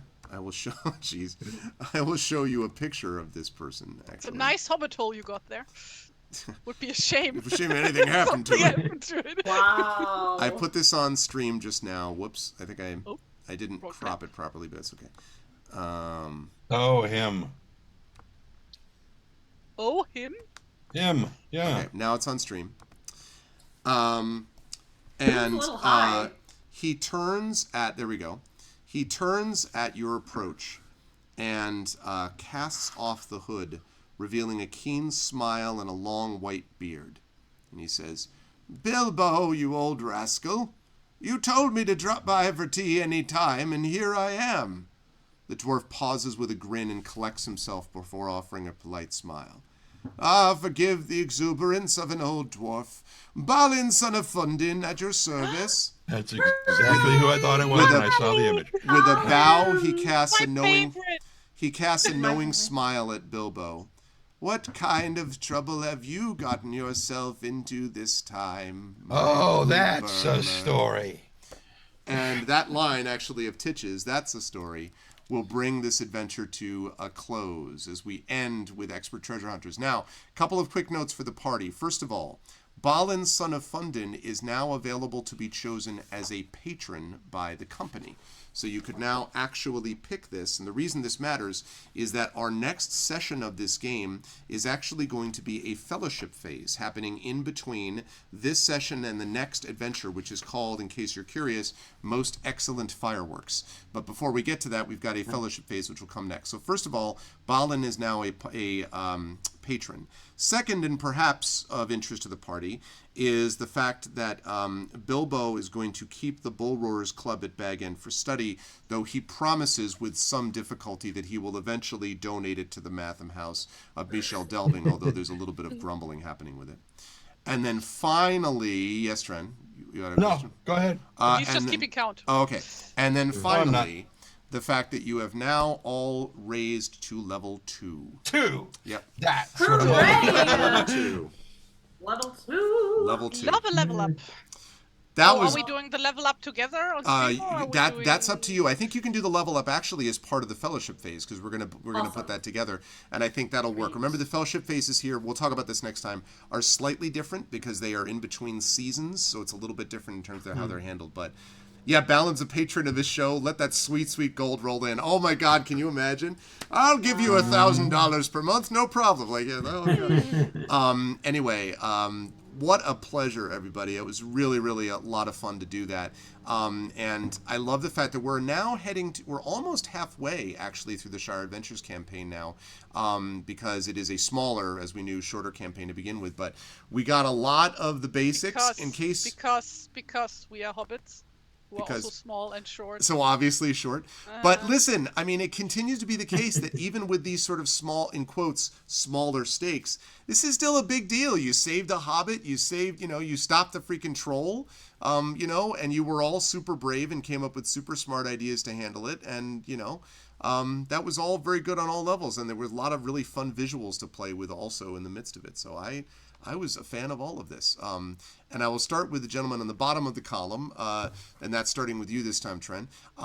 So Titch, again, first of all, the arrow, which got things started, and then the spear. You were actually, I think, the one that did actual damage to the troll on several occasions with this stuff. But I think you all kind of knew you were a bit overmatched. It was going to be hard to sort of just take down the troll normally because none of you have any magical weapons and all that. So you had that you had to sort of take into account. And then also thinking about what was going to happen with who got what. I mean, I love the fact that at the end of it, you're like, okay, Bilbo, you should go get this club. And there's a slight evolution of character here, it seems to me, because I can imagine Titch's Law and Order side being like, well, it should be in the original place that it's guarded. But then also, you could argue it either way. Well, I'm supposed to help Bilbo get his thing, whatever. But it's just interesting to me that there was a slight shifting slightly maybe that I perceived of Titch's character towards this. If not, I'm sure you'll explain to me how it was part of the one consistent character all along. But I was enjoying watching it play out. How'd you feel about today? I believe coriander is rubbing off on him. Where it was, where the club was held, clearly not a secure area. I see. Obviously not secure. And as soon as Herbert Gerber said, take it to the Matham house, whatever. It's the accent. It's just, it's a Brie thing. So, as soon as he said, maybe take it to the Matham house, at that point, Titch was like, okay. And that's why when Coriander was like, no, they're horrible, and he jumped to the defense of the Matham house, was like, no, that is the right place for it. Absolutely take it there, because then it helps to offset any guilt he might feel at being extremely tangentially, connected to any larceny that might have happened or whatever, right. Before, even though he was standing guard like he was told. He's he's not being influenced by anybody. He's still very much on the side of law and order.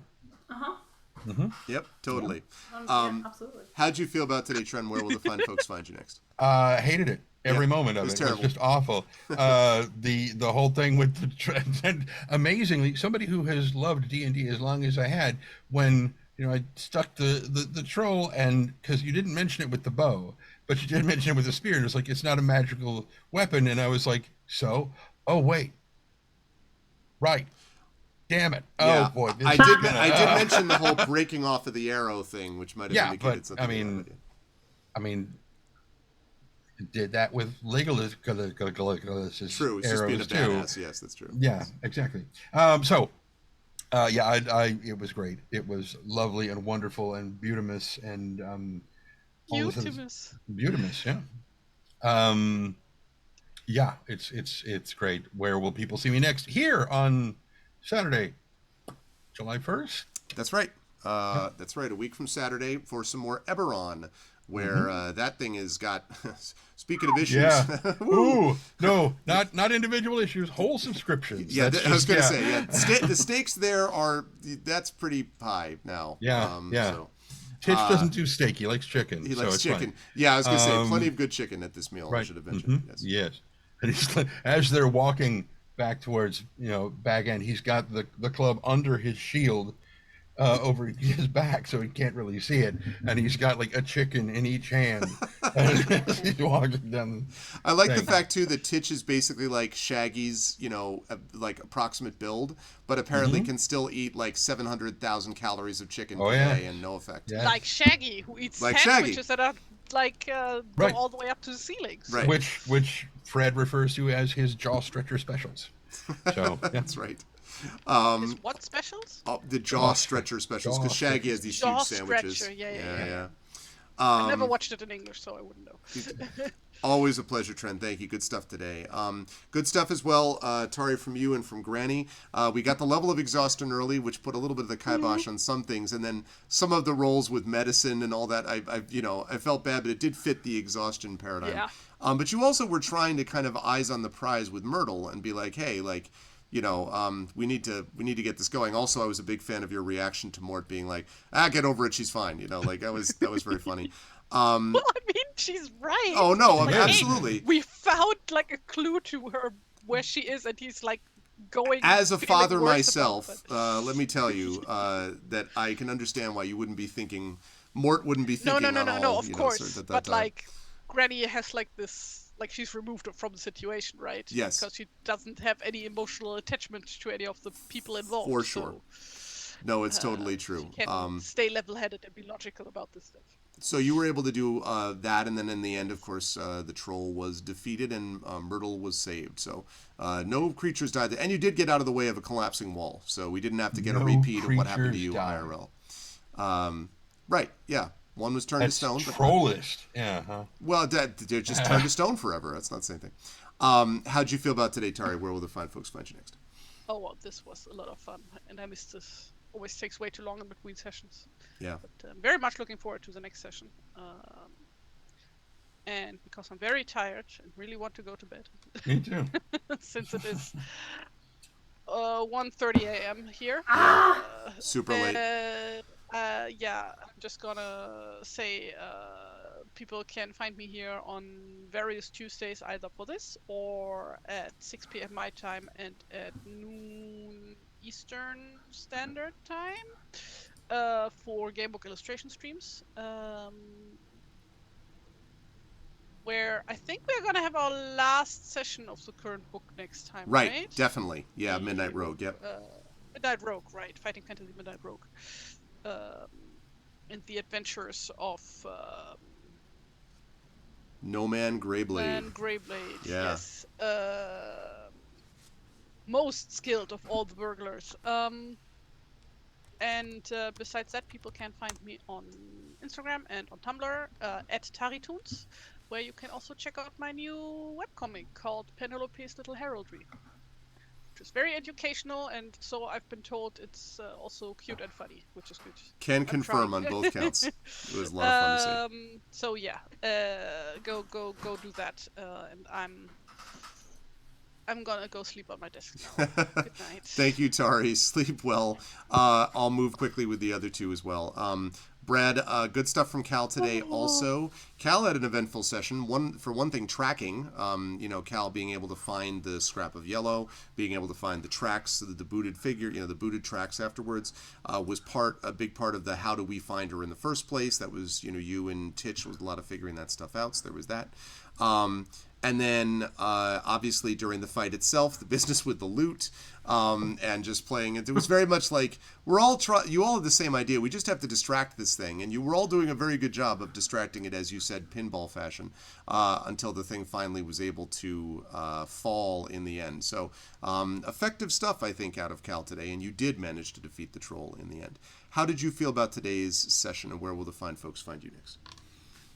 Yeah, I felt like I was channeling the river, but I was kind of like a very, very weak reflection of what what she is, That's all I can do. I can't even sing a song or anything. Yeah, no, it was fun. What strikes me the most, like as we're finishing up and going into the fellowship phase, is like reflecting back, starting with crossing the river or the stream or whatever. Yeah. Just that simple thing, and then getting to Mitchell Delving and the owl getting the map, and then coming up here and stuff, and it's a nice little arc. That was a pretty fun adventure, to go through. So enjoyed all of that, and then I'm looking forward to the fellowship phase, and then just kind of seeing how things progress. So I really dig this, the feel of these adventures and stuff, and looking forward to more. So it was great. You can find me at quillings.com, and I'll be at Gen Con soon. Greg and I will have more info about that. But do look up, Gen Con has an events catalog, and you can just look up a last name, actually, at least for me. I'd probably work for you as well, Greg, but you'll find our whatever events that we're signed up for, either panels or seminars, and even signings are in there as well. So if you're going to Gen Con, go to the events catalog, look us up, and you can find out what we're doing and maybe catch us there. Yep, absolutely. And I would agree with that 100%. Yeah, I know. I'm sorry, Prince Justin, but soon we'll have you back. But yeah, definitely do that, because Brad has many more workshops than I do here, but I have a couple myself, and then obviously I have a lot of panels that I'll be on, plus a D&D event that I'm running over there. So definitely you should check out all the symposium stuff as well. But thank you, Brad. Good stuff as always, and we will see you next month back here. And last but certainly not least, Amal, It was very eventful for Coriander also on multiple levels. First of all, getting away from the grounding. I loved the bit with at the end with the note and the whole thing that was already planned and written out. I love that. I'd like to think that you have copies of these that can be used when needed at various times. Like Mad Libs. Yeah, exactly. To whom it may concern, this person was at this place. Anyway, it was great. But I also, obviously the idea of the handkerchiefs was a great idea. And your idea of distraction from the very beginning obviously was something everyone else was also at the same time considering. But I really like the idea that Coriander sort of felt, I'm not pushing the idea that there's a huge change, but I felt there was this notice that Coriander had when thinking about Myrtle, about how the parents were upset about Myrtle, and almost it feels like, tell me if I'm wrong, that it's a way for Coriander to see the upset when she's slightly distant from it herself. Like, oh yeah, this is why the parents get so sad and worried about their kid with this. And that doesn't mean Coriander is going to become a homebody, but it means like there's a certain layer of knowledge maybe that's been added to Coriander's book of information that could be used, which I thought was kind of neat. I'm laughing at this because this is the daddest you have ever been on this. Like, now I hope Coriander has learned a lesson about this. No. Not at all. No, as I said, no. I mean, like, that is funny though. No, but I think what I liked about it was the fact that I took the cue from when you said that Coriander was getting a little sort of sad and thoughtful, and I don't think that was just so that she could get out of trouble. There was. I think you're right. And the thing is, like, for Coriander, she absolutely is like, why won't my parents just trust? I've never been in trouble once in my life. I am very good at the things that I do, and I'm very nimble, and I'm very responsible, and and she's called Granny with her and stuff. So I think that she's always like struggling to imagine the things that her parents are afraid of. Yeah. So actually seeing Myrtle in that situation and seeing like Myrtle's parents be like justifiably afraid, is a thing that is like, oh, okay, maybe if they were afraid that a troll might get me and stuff, I can imagine they're scary and they do exist, and so. Obviously I would never be in that situation at the beginning, but I can understand how they could be afraid of that. So I think that definitely like is a thing, but also she doesn't want her mother to think that she doesn't, care about. She really like was going home, but someone was in trouble. Yeah, and, what are you gonna do? Yeah, no. Exactly. Yeah, what are you gonna do? Not go and help a person who's in trouble and stuff. So. I think that was the main thing. I don't think she actually has. I feel like this is actually the first time that she has like gotten somebody else to endorse a note. She herself would write plentiful notes to her parents and like leave them all over, especially in situations I imagine where like the spoon drawer is empty once again, or the you may have noticed the missing utensils and just like little notes going, I will bring these back later, or or sometimes actually if there are more plentiful spoons, she'll be like, it was just important that we have these. They wanted to be here and stuff like that. So I think that her parents are probably used to like ephemera, but in this case, this is like she's taking this very seriously, and she genuinely wants a testimonial to like no, I had to do this. I picture Coriander someday opening up a competing museum in Houghton with all the stuff that she wants to display in the proper manner. Which a bunch of the attendees are like, "That's my stuff," like quoting at like the different exhibits, I love that actually. One room dedicated to spoons. Yeah. Oh my gosh. Another for kerchiefs. This is absolutely 100% something I want to have happen. This is end goals for her. She doesn't know it at this point in time, but by the time she's 33, this is what will have happened, I think. Yeah. Anyway, so I really, really loved that. I thought it was delightful. It was great fun with everyone. Also, just the fact that like she got to be reunited with people, and she genuinely was not expecting that. So, like she was really scared, and then she realized everyone she knew who she'd been traveling with was there, and she could be less scared. I like that. Anyway, where people can find me, I have a newsletter. I'm staying put. I'm not traveling anymore this summer, but I don't want to anyway. So I'll be here whenever our next session is, but also just find me on my website. I have a newsletter. Follow me there if you wish. Things might get announced there at some point soon. Yeah, that's about it. Good stuff. Thank you, everybody. I know we ran a little bit over today, but thank you for being here and doing a wonderful session to wrap this up. And I'm excited for the fellowship phase. I'm excited to see what people come up with. So much love to... Oh, sorry, Trent, you saying something? I was going to say, before I forget, because I suddenly remembered, today is my housemate's birthday, so happy birthday, Granite! Okay, well, happy birthday to Trent's housemate. Happy birthday to Trent's housemate. And with those birthday wishes ringing in our ears, Jack, we get some love for the amazing members of the Shire Adventures crew. Thank you to Amal. Thank you to Brad. Thank you to Tari, who's now sleeping, I hope. And thank you to Trent. Thanks, everybody. Good stuff, and I will see you folks back here next month. Yay. Bye for now. Okay. And that, folks, is going to do it for us for today.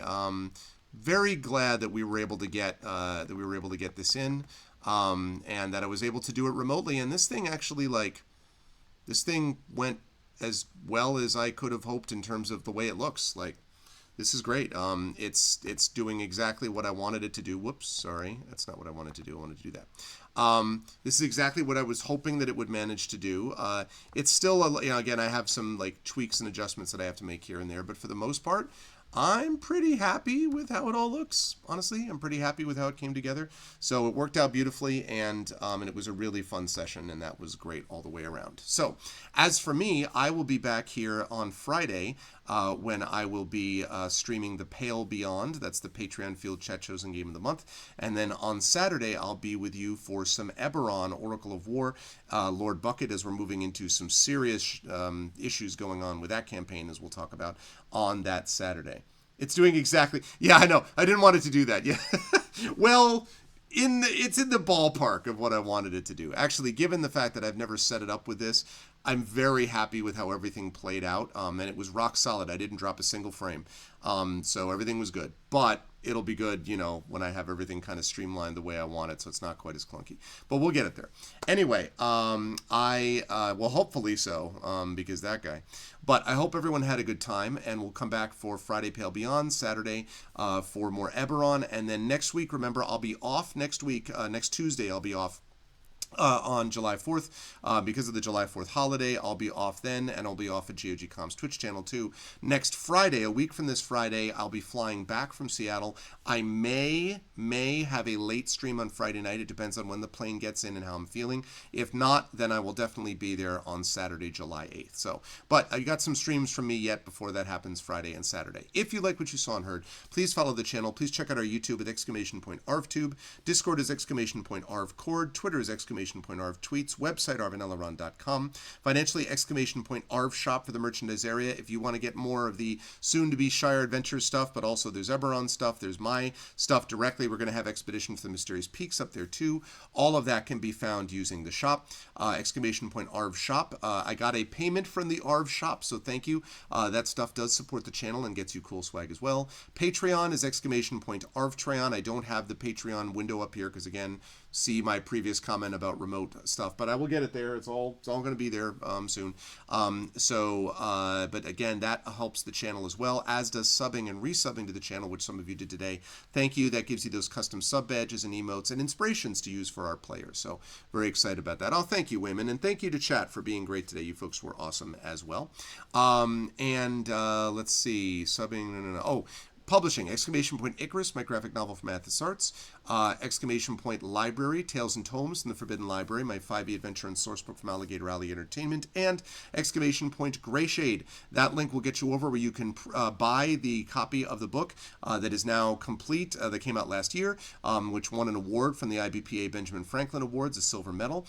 You can get that right now. You can get the audiobook from Trent Sparks, which is available everywhere, including on Audible. Please do that and spread the word. That would be lovely. We have those things. Then we have At that same link, you can also get pre-order a copy of Renegade, which will be out next month. I'm going to have a signing and reading at BlackRock Books, and I'm going to be live streaming that as well. That's going to be July 29th, so mark your calendars for that, July 29th at 7 p.m. Eastern. Again, that is for Renegade, the sequel to Grey Shade, and the final book in that series, Heretic, will be out next year. I am working on that as we speak. Then, of course, last but certainly not least there, the tabletop role-playing game from Brandon O'Brien. That will be coming up later on as well, and you can pre-order that. I'm very excited for that game. It's going to be awesome.